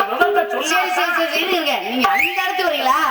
இல்ல கதை முடிவடைங்கிற இடத்துக்கு நீங்க வரீங்க. நான் ஏன் சரின்னு சொன்னேன் தெரியுமா? நான் கேட்ட கேள்விகளுக்கு சரியான பதில் வந்துருச்சு, அதனாலதான் சரின்னு நான் சொல்லிக்கிட்டு இருக்கேன். என்ன நீ சொல்றதை ஒத்துக்கிறேன். இதுக்கு கீழே தான் நான் சொல்லியிருக்கேன், இதுக்கு மேல என்ன சொல்ல. இதை வச்சு நான் எப்படி அடையாளம் கண்டுபிடிக்கிறது? இதுதான் ஒண்ணுதுன்னு தலை இருந்தா தானமா கடைசியில உன்னுடைய கீழே இருக்கிறது தெரியும். அப்ப தலையவே நான் சொல்லலையே. ஐயா நாட்டை எடுத்தாளர் ஆதிபராசக்தி முதல்ல காளி அவதாரம் எப்ப எடுத்தாங்க கதையை சொன்னாங்க. கதைக்கு அடுத்து உள்ளதாமா சொல்லியிருக்கேன், முடிவுரைய சொல்லியிருக்கேன். சரிமா, எப்படின்னு சொல்லலாம், கதையோட முடிவை தான் சொல்லியிருக்கேன். முதல் என்ன இருக்கு ஆரம்பம் அப்படின்னு சொல்லலாமே. பேச்சு படி பாப்போம். இதைத்தான் நான் சொல்லி, இதை நான் சொல்லல, இதை நான் சொல்லியிருக்கேன். இப்ப இதை புரிஞ்சிட்டீங்கன்னு வச்சுக்கவே, நீ எதை சொல்றன்னு பாப்போம். இதை நான் சொல்லிட்டேமா, இது எப்படி வரும்? இதை சொன்னால நன்மைக்கு மேல உள்ளதை சொன்னாதான் கீழே உள்ளதை சொன்னா. நீ சொல்றதெல்லாம் புரியுது, நீங்க என்ன மேல விளக்கம் கொடுக்க வேணாம். விளக்கம் கொடுக்கலாம். உனக்கு இதுக்கு மேல 2வது முறையா எப்ப அவதாரம் எடுத்தா நான் கேள்வி கேட்டேனே, அப்ப அந்த நூலை நான் முழுமையா படிச்சிருக்கேனா அப்படின்னு சோதிக்கிறீங்க. முக்கியம். அதுக்கு தான் இப்ப சொல்றது. இது வரையில உனக்கு புரிஞ்சதா? ஏன் சொல்றேன், நான் கேட்ட சொல்லுங்க. ராமன் சீதையே நீ நான் ஏன் சொல்றேன், நான் கேட்ட சொல்லு, நான் கேட்ட சொல்லு. நீ எத்தனை கேட்டு போவ? நான் பதில சொல்றேமா. ஏன் முதலில் அவதாரம் எடுத்தால், யார் அழிப்பதற்காக அந்த காளி அவதாரம் வந்துச்சு, அதை சொல்லு, பேசு. அதைத்தான் நான் சொல்றேன்னு சொல்லிட்டேனே. நான் 2 கேள்வி கேட்டது முழுமையா சொல்லி முடிங்க. நான் பதில சொல்லுவேன். ஓ இஷ்டத்துக்கு ஓ நோக்கத்துக்கு நான் சொல்லிட்டே போறது அவசியம் இல்லை. எனக்கு நான் எப்ப வேணாலும் சொல்லுவேன். என்ன தெரியுது? உமக்கு ஒரு கேள்வி தெரிஞ்சிருக்கு, சொல்லிட்டீங்க. அடுத்த கேள்வி படிச்சு ரொம்ப நாள் ஆச்சு. நான் அந்த கதையை சொல்லி முடிக்கிறப்ப நீங்க யோசிச்சுக்கலாம்னு முடிவு பண்ணிட்டீங்க. நல்ல பெரிய அறிவாளிமா. ராமனுக்கும் சீதைக்கும் திருமணம் முடிந்தது. திருமணம் முடிந்த உடனேயே காலை தொட்டு வணங்கினாள் சீதை. ஆனால் ராமன் போய் தொட்டு தூக்க போயில என்னை தொடாதீங்கன்னு சீதை சொன்னான். கேட்ட உடனே சீதை ஏன் தொட்டு தூக்க கூடாதுன்னு கேட்ட உடனே சீதை என்ன பதில் சொன்னா, என்ன காரணம்? இதான உன் கேள்வி. கேள்விக்கு பதில் தெரியாம வருவது கிடையாதுமா. ராமனுக்கும் சீதைக்கும் நிலையிலே திருமணம் முடித்தது, வில்லை விளைத்து ஒடித்தார். திருமணம் முடிந்தது. திருமணம் முடிந்த உடனே இவர் வணங்குறாரு, பாத பூசை செய்யறார். அப்படியே பாதத்தில் தொட்டு வணங்குறார். தூக்க போறாங்க. அதான் என்னை தொட வேண்டாம். என்ன காரணம் ராமன் கேட்கும் பொழுது, ஐயா நீங்க ராமவதாரம் எடுத்தும் பொழுது விஸ்வாமித்திரர் என்ன செய்தா, யாகத்தை காப்பதற்காக உங்களை அழைத்து வந்தார். அழைத்து வரும் பொழுது இடையிலே இருந்தது ஒரு கல்லு. எந்த கல்லு? அகலிங்கிற கல்லு. அகலிங்கிற கல்லுல உங்கள் கால் மோதிய உடனேயே அந்த கல்லும் பெண்ணாக மாறினால், பெண்ணாக மாறி அந்த இடத்திலே சாவு விமோசனம் பெற்றார். இருந்தாலும் பெண்ணா மாறினால ஒரு கல்லை மதிச்ச உடனே, அதுபோல எனக்கு திருமணம் முடிஞ்சிருக்கு. திருமணம் முடித்த உடனே நிறைய கற்கள், வைடூரிய கற்கள், வைரக்கற்கள், அப்படி முத்து கற்கள், இப்படி பலவிதமான கற்களை வைத்து எனக்கு ஆபரணங்கள் அமைத்துள்ளார்கள். நீங்க தொடரப்போ அந்த கையில உள்ள கல்ல அந்த கல்லுல வந்து உங்களோட கையாகப்பட்டது பட்ட உடனேயே இந்த கற்கள் அனைத்தும் ஒவ்வொரு பெண்களாக மாறிவிட்டால் எனக்குன்னு சக்களத்தி வந்துருவான்ல, சக்களத்தி வந்துட்டா என்னோட வாழ்வீங்களா அவளோட வாழ்வீங்களா? அந்த சந்தேகத்தை கேட்கறதுக்காக அவன் தொட்டு தூக்க விடல. அதுக்கு தான் சொன்னானா, ஏமா ஓ சந்தேகம் எவ்வளவுதானா, எனக்கு 3 கொண்டாட்டி இருக்கா, உன்னைய நான் எதுக்கு திருமணம் முடிச்சேன்? பூமாதேவி, சீதேவி, நீலாதேவி. பூமாதேவி ஆகப்பட்டவள் அங்க இருக்கின்றாள், நீலாதேவி ஆகப்பட்டவள் இருக்கின்றாள், சீதேவி ஆகப்பட்டவள் நீதாப்பா வந்து மகாலட்சுமி, நீதா இப்ப வந்து எங்க இருக்க? சீதையா இருக்க. உன்னை நான் இந்த இடத்திலே திருமணம் முடித்திருக்கேன் என்றால் மனித அவதாரம். உன்னை விட மனதாலும் கூட அவர்களை நான் தீண்ட மாட்டேன், மனதாலும் கூட அவர்களை நான் நினைக்க மாட்டேன். பூமாதேவியும் நீலாதேவியும் மனதால் கூட நான் நினைக்க மாட்டேன். அப்படி இருக்கக்கூடிய நான் உனக்கு துரோகம் பண்ணுவனாமா அப்படின்னு சொல்லி ராமர் உடனே பதிலை கொடுத்தாராம் சீதையாகப்பட்டவனுக்கு. அங்க எங்க நடந்திருக்கு சம்பவம்? தொட்டு தூக்குறப்ப கல்லும் பெண்ணா மேல பெண் புத்தி எப்படி போதுவாரு? நம்ம புருஷன் அப்படி போயிடுவாரோ, நம்ம புருஷன் இங்க போயிடுவாரோ, கட்டுனதுக்கு அப்புறம் தான் ஞாபகமே வருமா? கல்யாணம் பண்றதுக்கு முதல்ல எப்படி தெரிஞ்சாலும் பரவாயில்ல. ஒருத்தன் ஒரு பெண்ணை காதலிக்கிறவங்க கண்டுக்க மாட்டான், காதலிச்சுக்கு அப்புறம் தான் எங்க வரா, யாரு பேசிட்டு இருக்கா அப்படிங்கிற பாப்பாளா. அப்ப அந்த சந்தேகம் ராமருக்கு வருவதற்கு முதலே சீதைக்கு வந்துருச்சாமா. ஏன் தொட்டு தூக்கலங்கிறது நீ கேட்டோன்னா நான் யோசிக்கிறீங்களே, யோசித்தும் பதில் சொல்ல வேண்டிய சூழ்நிலைகள் ஒரு சில நேரம் உருவாங்க. நம்ம படிச்சிருப்போம், படித்த விஷயங்கள் நிறைய நேரத்துல ஞாபகம் வராது, ஆனா ஞாபகப்படுத்த வேண்டும். நீ கேட்கிறப்ப எனக்கு ஞாபகம் வந்தமா, உண்மைதான். படிச்சுட்டு வீட்டுல இருக்கப்போ ஞாபகம் வராது, நீ கேட்கிறப்ப ஞாபகம் வரும். இப்ப சொல்லு, முத காய எங்க இருந்தாலும் சொல்லு. சக்திக்கு மட்டும்தான் உண்டு அப்படி சொல்ல. அப்ப சக்தியை தேவர்களால் நாடுறாங்க. அப்ப சக்தி என்ன சொல்றா, சிவம் இல்லாம நான் ஒண்ணுமே செய்ய முடியாது அப்படின்னு சொல்லி தன்னோட சக்திகள் அனைத்தையும் ஒன்று திரட்டி சிவனுடைய உடம்புக்குள்ள புகுந்து வெளியில வந்தாங்களாம் ஆதிபரா சக்தி. சிவனுக்குள்ள உடம்புக்குள்ள புகுந்து வெளியில வந்ததுனாலதான் எப்படி வர்றாங்க வெளியில? காளியாக வந்தாங்க.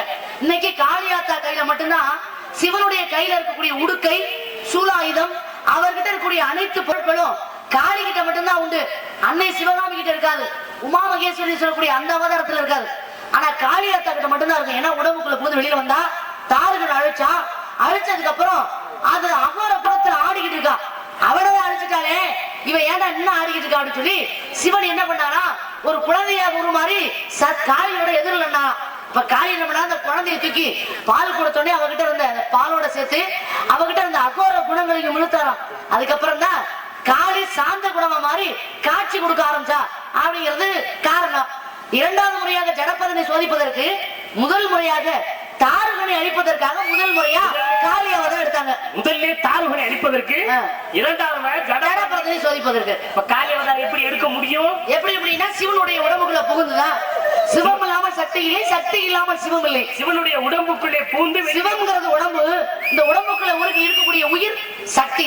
சக்தி வர்றப்ப எப்படி வந்தா? ரெண்டு பேரும் தனித்தனியா இருந்தா ஏதாவது செய்ய முடியுமா? எப்படி வந்தா? எப்படி வெளியில வந்தா?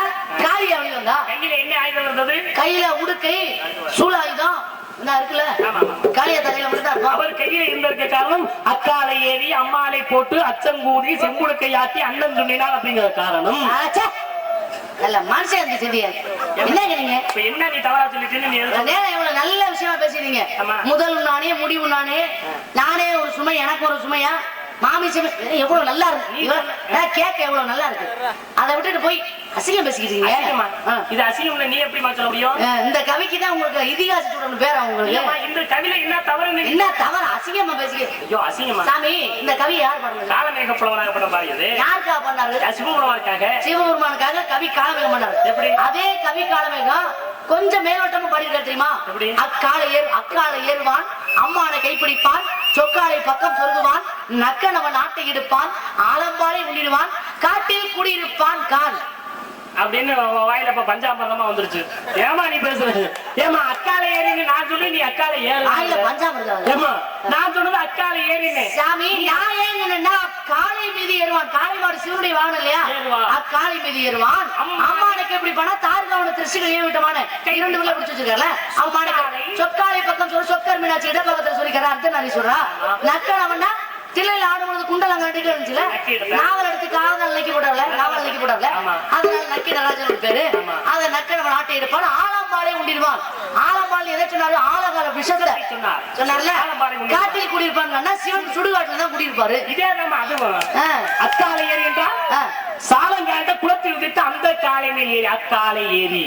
அம்மாலை போட்டி என்றால் அம்மாலை போட்டு மாலை போட்டா அச்சங்கூதி என்றால் கையிலே வைத்திருக்கக்கூடிய அச்சங்கை ஊதி, செம்புடுக்கை ஆட்டி என்றால் செம்பினால் செய்யப்பட்ட உடுக்கு செம்பு உடுக்கை ஆட்டி, அண்ணன் தங்கினான் என்றால் அந்நஞ்சை உண்ணினான். நஞ்ச உண்ணா சக்தி தொண்டை பிடிச்சா திருநீலகண்டன் என்ற பெயர் வந்தது. ஆண்களுக்கு முடிச்சிருக்குன்னா காரணமே அதுதான். தனிப்பாடல் திரட்டுன்னு ஒரு நூல் இருக்கு, அதுலதான் இந்த கவி இருக்கு. அதுவே அதுல நான் பாத்திருக்கேன். இதெல்லாம் போய் என்னத்தையா போய் பேசுற கர்மம் அப்படின்னு பேசாம அதை படிக்காம விட்டுட்டேன். ஆனா நீர் அதை கூட விட்டு வைக்காம படிச்சு அப்பா அதோட என்ன பட்டியல் தான் சொன்னா இதுக்கு மேல நான் உள்ள போயிருவேன். அப்புறம் அவ்வளவுதான் நல்ல விஷயங்கள். இப்ப சாமி எவ்வளவோ நிறைய நல்ல விஷயங்கள் இருக்கு. பட்டினத்தார் வந்து அதே பட்டினத்தார் தான் அருமையா ஒரு கவி பண்ணார். முன்னை இட்டத்தி முப்புறத்திலே பின்னை இட்டத்தி தென்னிலே அன்னை இட்டத்தி அடி வயிற்றிலே நான் இட்டத்தி மூழ்க மூழ்க முன்னை இட்டத்தி முப்புறத்திலே கர்ப்பமா இருக்கும் போது அந்த வயிறு உஷ்ணமா இருக்குமா. அந்த பெண்ணை இன்னொரு இடத்துல கட்டி கொடுக்க வரையிலும் அடிவயத்துல நெருப்பு கட்டி பாருவாங்க. அதுவும் பெண்கள். அன்னை இட்டத்தி அடி வயிற்றிலே நான் இட்டத்தி மூழ்க மூழ்க பச்சை வாழை மட்டும் பத்தி இருந்துச்சு, தாய தகனம் செய்யுது. அது மாதிரி அவர் நல்ல கவியும் பாடியிருக்காரு. அது மாதிரி பேசக்கூடாதா? மயிர் சிக்கல்லாரும் மயிருங்கள் பூலிகளும் இந்த விளையாட்டு நான் அதே பெண்களுக்கு நான் பேசுறது கூட நீங்க விஷயம் பேசுங்க. ராமாயணத்தை பத்தி பேசணுமே. உங்கள்ட்ட உங்களை இப்படி திசை திருப்பி நீங்க இஷ்டப்படுங்க. ராமாயணம் ராமனுக்கு சீதைக்கு எந்த யுகத்துல கல்யாணம் நடந்துச்சு? ராமாவதாரம். மச்சம் கூர்மம் வராகம் வாமனன் நரசிங்கம் பரசுராமன் ராமன் பலராமன் கண்ணன். ராமனுக்கு அடுத்த கண்ணாவதாரம். துவாவராயுகத்துல கண்ணாவதாரம் எடுத்தாரு. துவாவராயுகத்துல கண்ணாவதாரம் எடுத்துதான் அதை யார் அழிச்சா? நரகாசுரனை அழித்தார். அவரை அழித்த நாளையே இன்றும் நாம் தீபாவளியாக கொண்டாடுகிறோம். எந்த யுகத்துல நடந்துச்சு தீபாவளி கொண்டாடுறது? துவாவரா யுகத்தில் நடந்துச்சு. ராமருக்கு கல்யாணம் எந்த யுகத்துல நடந்துச்சு? திரேதா யுகத்துல நடந்துச்சு. 2வது யுகத்துல நடந்த கல்யாணத்துக்கு 3வது யுகத்துல நடக்க போற தீபாவளி பேசுறியே, அப்புறம் நடந்த குருட்டுத்தனமா கேள்வி. குருட்டுத்தனமா கேட்கல, உங்களை கூட்டுத்தனமா ஆக்கி விடலாம்னு நான் பார்த்து கேட்டேன். நிறைய பத்திர நான் கேட்டிருக்கேன். ராமன் தலதீபாவளி எங்க கொண்டாடுறா என்ன தெரியுமா பதில் வரும்? என்ன பதில் வரும் தெரியுமா? எங்க இதுலதான் திருமணம் முடிச்சார் மாமனார் வீட்டுல, அங்கேதான் தலதீபாவளி நடந்திருக்கோம் அப்படின்னு சொன்ன ஆளுகளை நாங்க பார்த்திருக்கோம். அதனாலதான் நீங்க என்ன பண்றீங்கன்னு பார்த்தா, ஆனா கண்ணன் தானே நரகாசுரன் அழிச்சாரு. அது முதல்ல ராமனுக்கு திருமணம் முன்னாடியே முடிஞ்சிருச்சு. முதல்ல அதுக்கு அப்புறம் துவாபர யுகத்துக்கு அப்புறம் தான் நாம தீபாவளியை கொண்டாட ஆரம்பிச்சிருக்கோம். அப்ப என்ன சொல்லணும்? அப்பெல்லாம் தீபாவளி வரவே இல்லை. ராமனுக்கு திருமணம் முடிக்கும் தீபாவளியே கிடையாது. இப்பதான் தீபாவளி வந்துச்சு. இப்பதான் துவாபர யுகத்துக்கு கலியுகம் 2 யுகத்துல தான் நடந்துகிட்டு தீபாவளி. அதைத்தான் சொல்லிட்டீங்களா? விடுங்க, அப்படி ஆரம்பிக்கலாம்னு பார்த்தேன். நல்ல விவரமான பேச்சுமா. ஏமா ராமனாகப்பட்டவர் என்ன செய்தார்? சீதை சூர்பனங்க விஷயத்தை நான் பாதியில விட்டுட்டு வந்துட்டேன். சூர்பனங்க விஷயத்தை பாதியில விட்டதுனால அந்த விட்ட விவரத்தை கேட்க வேண்டும். ராமனுடைய மனைவி இருக்கா சீதை. ராமனுக்கு எதிரி யாரு? ராமனுக்கு எதிரி ராவணேஸ்வரன். ராவணேஸ்வரன் முண்டாட்டி பேர் என்ன? ராவணேஸ்வரன் முண்டாட்டி மண்டோதரி. சின்ன பிள்ளைய கூப்பிட்டு கேட்டா கூட சொல்லி இது பெரிய விஷயமா? சின்ன பிள்ளை கூட தெரியுமா? அந்த ராவணேஸ்வருடைய தம்பி யாரு? ராவணேஸ்வரர் தம்பி விபீஷணன் இருக்கா, கும்பகர்ணன் இருக்கா, சூர்பனகர் இருக்கா தங்கச்சி. கும்பகர்ணன் முன்னாடி வரும். ராவணன் முன்னாடி வர எல்லாம் தெரிஞ்சு வச்சிருக்காமா. கும்பகர்ணன் முன்னாடி வர என்ன? ஒரு முடிவோட கிளம்பி வந்திருக்கேன் நீங்க. அது இல்லமா, முதலும் நானே முடிவும் நானேன்னு சொன்னவங்களா இருக்காங்க. ஆனா முதலும் நானே முடிவு நானே சிவபெருமான் சொன்னா அந்த வார்த்தை தான். சரி இருங்க, கும்பகர்ணன் முன்னாடி என்ன எடுக்கிறீங்க? ராமன் முன்னாடி யாரு? சீதை. லட்சுமணன் முன்னாடி யாரு? ஊர்மிள. இதெல்லாம் சொல்லுவாங்க. ஆனா பரதன் சத்ருகனை பத்தி யாருமே பேசுறது இல்ல. பரதன் முன்னாடி பாருங்க. மாண்டவி. சத்ருகனை சூரகீர்த்தி. இந்த வாய் திறக்க விட மாட்டேங்கிறாரு. பட்டேர் நடிக்கிறாரு. இது யாருடைய பிள்ளை தெரியுமா? ஜனகனுடைய தம்பி பிள்ளைகள் தான் குசத்துவசன் அப்படிங்கிற ஒரு பிள்ளைகள் தான் ஊர்மிளன். ஜனகனுடைய பிள்ளை சீதை. அதுக்கப்புறம் ஊர்மிளா, அத மாண்டவி, சுருதகீர்த்தி யாரோட பிள்ளை? குசத்துவசனுடைய பிள்ளை, ஜனகனுடைய தம்பி பிள்ளைகள். அதனால சாமி எனக்கு தெரியும், கும்பகர்ண மனைவி பேர் தெரியும். ஏன்னா ஒரு கதையை படிச்சு மனப்பாடம் புரிய செய்யாது. இந்த பேருகளை மனசுல வச்சுக்கிறது ரொம்ப சிரமம். ஆனா நீங்க ஞாபகத்துல வச்சிருக்கீங்க. கேட்டுட்டு பதில் சொல்லாம உங்களுக்கு கேட்ட கேள்வி கேட்டேன். இப்ப கும்பகர்ணன் இருக்கானே, அவன் நீங்க மனைவி யாரு தெரியுமா? அவ ஒரு அரக்கி. நான் கேட்கல, அவ பேர் என்னன்னா அரக்கி இல்ல. அரக்கிதான் வஜ்ர சுவாலி பேர். சரி. அது விஸ்வேஸ்வரர் இருக்கானே அவன் ஒரு கந்தர்வ பெண். கந்தர்வ பெண்ணா சுருமை என்று சொல்லக்கூடிய கந்தர்வ பெண். சூர்பனகோட புருஷன் காலகேயன் என்று சொல்லக்கூடிய காலகேயன் அப்படின்னு காலகேயனுக்காக நிறைய கஷ்டப்பட்டதெல்லாம் காரணம் இருக்கின்றது. அது சூர்பனகை. ராமாயணம் மகாபாரதம், இந்த ராமாயணத்துக்கு மகாபாரதத்துக்கு மண்ணால் உருவாகி மகாபாரதம். இருங்க ராமாயணம் நீங்க ஆரம்பிச்சிட்டீங்க. இப்ப நான் உங்கள்ட்ட இன்னொரு விஷயம் கேட்கிறேன். ராமனுக்கு 12 வருஷம் வனம், அதாவது 14 ஆண்டுகள் யார் கிட்ட வரா? கூனியோட வார்த்தையை கேட்டு கைகேயி எம் மகன் பரந்தாளனும் நாடாளனும் தாராள வேண்டும். இதெல்லாம் தெரிஞ்ச கதை. இதெல்லாம் எல்லாருமே பேசி பேசி புடிச்சு போச்சு. போன உடனே 14 ஆண்டுகள் வனவாசம் முடிஞ்சிருச்சு. வனவாசம் முடிஞ்ச உடனே கூட போன யாரு? லட்சுமணன் கூட போன. 14 ஆண்டுகள் முடிஞ்ச மறுபடியும் அயோத்திக்கு வர்றாரு. வந்தா ராமனுக்கு பட்டாபிஷேகம். மாநகரமே விழா குளம் பூண்டு இருக்கு. பார்த்தா மக்கள் எல்லாம் சந்தோஷமா இருக்காங்க. காடு போன ராம வீடு திரும்பிட்டாரு அப்படின்னு சொல்லி சந்தோஷமா இருக்காங்க. ராமனுக்கு பட்டாபிஷேகம் நடக்குது. அங்க ராமனுக்கு பட்டாபிஷேகம் நடக்கும் பொழுது யார் யார் இருந்தது சொல்லுங்க? எல்லாமே பட்டாபிஷேகம் நடக்கும் போது எல்லாருமே பட்டாபிஷேகத்தை பார்த்தாங்களா? பார்த்தாங்க. ஒருத்தர் மட்டும் பார்க்கல. ஒருத்தர் மட்டும் பார்க்கலாமா? எல்லாரும் பார்த்தாலும் ஆமான்னு சொல்லி நினைச்சியா? ஒருத்தர் மட்டும் பார்க்கல. சரி, ஒருத்தன் பார்க்கலன்றது சொல்றீங்க. யாரு பார்க்கல? லட்சுமணன் பார்க்கல. லட்சுமணன் பார்க்கவில்லை. லட்சுமணன் மட்டும் ஏங்க, எனக்கு ஒரு பெரிய சந்தேகம். பார்க்கல. ராம எப்ப சிம்மாசனத்துல அமர்வாருன்னு எதிர்பார்ப்போட இருந்த ஒருத்தர் இருக்கானா, அது லட்சுமணன் ஒருத்தவன். அண்ணன் கஷ்டப்படுறான்னா கூடவே போய் கஷ்டப்பட்டவன். ராமன் பட்டாபிஷேகம் நடக்கும் பொழுது ஏங்க அவன் மட்டும் பார்க்கல? பார்க்காம இருந்தா தூங்கிட்டாமா. இது என்னங்க கிறுக்குத்தனமா இருக்கு. எப்பங்க அவருக்கு பட்டாபிஷேகம் நடக்கும்னு 14 ஆண்டு முடிச்சிருந்த லட்சுமணன். அதனாலதான் தூங்கிட்டான். 14 ஆண்டு ஆளுங்க முடிச்சிருந்த நேரம் தூங்கிட்டான். அங்கே சத்தியம் செய்யப்பட்டதுமா. 14 ஆண்டு காலம் வனத்திலே இருந்தா லட்சுமணன். போன நாளைக்கே தூங்கிட்டான். தூங்குறப்ப தூக்கத்துக்கு சொந்தக்காரி யாரு? நித்ராதேவி. நித்ராதேவி சத்தியம் வாங்கிட்டான். அம்மா, நான் காவலுக்கு வந்திருக்கேன் 14 ஆண்டு காலம். என்ன நீ நெருங்க கூடாது, சத்தியம் பண்ணு. சத்தியம் பண்ணி செய்வதற்கு முதல்ல அவ தந்திரமா கேட்டான். சரிப்பா, நான் உன்னை நெருங்க மாட்டேன். ஆனால் 14 ஆண்டு காலங்கள் முடிந்து நான் உன்னை நெருங்கும் போது நீ என்னை தடுக்க கூடாது, சத்தியம் செய்தா அப்படின்னு லட்சுமணன் கேட்டான். சத்தியம் 2 பேரும் பண்ணிட்டாங்க. 14 ஆண்டு காலம் நெருங்கல. அதுக்கப்புறம் பட்டாபிஷேகம் செலுத்துறப்போ சபையில அனைவரும் இருந்தார்களா. ஆனா பட்டம் கட்டப்போ லட்சுமணன் மட்டும் தூங்கிட்டான். முடிச்சு பார்த்தா அழுதா சிரிச்சா. சபையில் உள்ளவர்கள் பார்த்தார்கள். என்னடா லட்சுமணன் தூங்க சிரிக்கிறா அழுகிறாரு விவரத்தை கேட்ட உடனேயே, ஐயா எத்தனை ஆண்டு காலங்கள் 14 ஆண்டு காலங்கள் எதை பார்க்க வேண்டும் என்று நான் தூக்கம் விழித்து காத்திருந்தேனோ அதை பார்க்க முடியவில்லை. காரணம் நித்ராதேவியிடம் சத்தியம் வாங்கி கொண்டான். ஆனால் அவள் கேட்டால் சூழ்ச்சியாக நான் உன்னை நெருங்கும் போது நீ என்னை வந்து தடுக்க கூடாது என்று. ஆனால் பட்டாபிஷேகம் செலுத்தும் போது நான் உன்னை நெருங்குவேன் என்று அவள் சத்தியம் வாங்கவில்லை. நெருங்கும் போதுன்னு சொன்னாலே அதை பார்க்க முடியாமல் இருக்கின்றேன். அதை விட்டுத்தான் அழுதேன். ஆனால் அவள் சூழ்ச்சியாக சத்தியம் வாங்கியதை கேட்கும் பொழுது ஒரு வகையிலே சிரிக்கின்றேன். அவளும் தந்திரமா செஞ்சிருக்காளே அப்படின்னு சொல்லி தூங்காமல் இருந்ததற்கு காரணம். ராமாயணத்தை முதலிலே சமஸ்கிருதத்தில் எழுதியபடியாரு ராமாயணத்தில் வால்மீகி. வால்மீகியுடைய பெயர் என்ன? ரட்சகன் என்று சொல்லக்கூடிய கொள்ளக்காரன். தமிழாக்கம் செய்தவன் யாரு? தமிழாக்கம் செய்தது கம்பன். கம்பன் எந்த ஊர்ல பிறந்தான்? கம்பன் வந்து திருவனந்தூர்ல பிறந்தாரு. சோழ நாட்டுல. எந்த நாட்டுல? சோழ நாட்டுல. சோழ நாட்டிலே திருவனந்தூர்ல. எங்கே இறந்தார்? திருவனந்தூர் சக்கரவர்த்தின்னு அவருக்கு ஒரு பேரு. எங்கே இறந்தார்? எங்க இருந்தாருன்னா அவரு பாண்டிய நாட்டுல இருந்தாரு. பாண்டிய நாட்டுல எந்த ஊர்ல? பாண்டிய நாட்டுல வந்து நாட்டரசம் கோட்டை. எந்த மாவட்டத்துல? சிவகங்கை மாவட்டத்துல. அங்கே நாட்டரசம் கோட்டை. மாவட்டம், வட்டம், மாநகராட்சி. ஒரு நார்தல் பேச்சாது. அது முதற்கொண்டு தெரிஞ்சு வச்சிருக்கேன். சேட்டை இல்ல உங்களுக்கு. இது சேட்டை வரணும். எல்லாத்துலயும் சேட்டை வரணும். சரி இருங்க. நீங்க கம்பராமாயணத்தை பத்தி பேசுறீங்களே, இப்ப மகாபாரதத்தை சமஸ்கிருதத்தில் எழுதுனது யார் சொல்லுங்க? மகாபாரதத்தை சமஸ்கிருத வேதவியாச சொல்ல விநாயகர் பெருமான் எழுதினார். விநாயகர் பெருமான் எழுதினார். ஆமா. விநாயகருக்கு ஏன் ஒரு தந்தை ஒடிஞ்சிருக்கு? தாமா ஒடிச்சு எழுதினாரா இல்லையா? எழுதுவாணியாகப்பட்டது ஒடிந்தது. ஆனால் இதை ஒடித்து மறுபடியும் தந்தத்தை ஒடித்து எழுதினாராம். இது ஒரு காரணம். அன்று வந்து அந்த மூசிய வாகனமா இருக்கிறாரே கஜமுகாசுரன், கஜமுகாசுரனை அழிப்பதற்காக இவர் ஒரு தந்தத்தை ஒடித்து எழுதினார். 2 காரணங்கள் இருக்காங்க. 2 காரணம் இருக்கு. மகாபாரதத்தை தமிழாக்கம் செஞ்சது யாரு? தமிழாக்கம் செய்தது ஸ்ரீவில்லிபுத்தூரார். ஸ்ரீவில்லிபுத்தூரார். அதனால வில்லி பாரதம்னு பேரு. வில்லி பாரதம். வில்லிபுத்தூருக்கு இன்னொரு பெருமை என்ன? பெருமை இருக்குல்ல. என்ன பெருமை? அங்கே ஆண்டாள் பிறந்தாமா. ஆண்டாள்னா? ஆண்டாள்னா சூடி கொடுத்த சுடக்குரியா. அதுக்கு இன்னொரு பேர் இருக்கு அவளுக்கு. கோதைன்னு பேரு. மாலை கட்டும் குலத்தில் பிறந்த பெண் மாலையை மணந்தாள். எந்த மாலை மணந்தாள்? அதான் திருமாலையை மணந்தாள். திருமாலை மணந்தாள். ஆமா.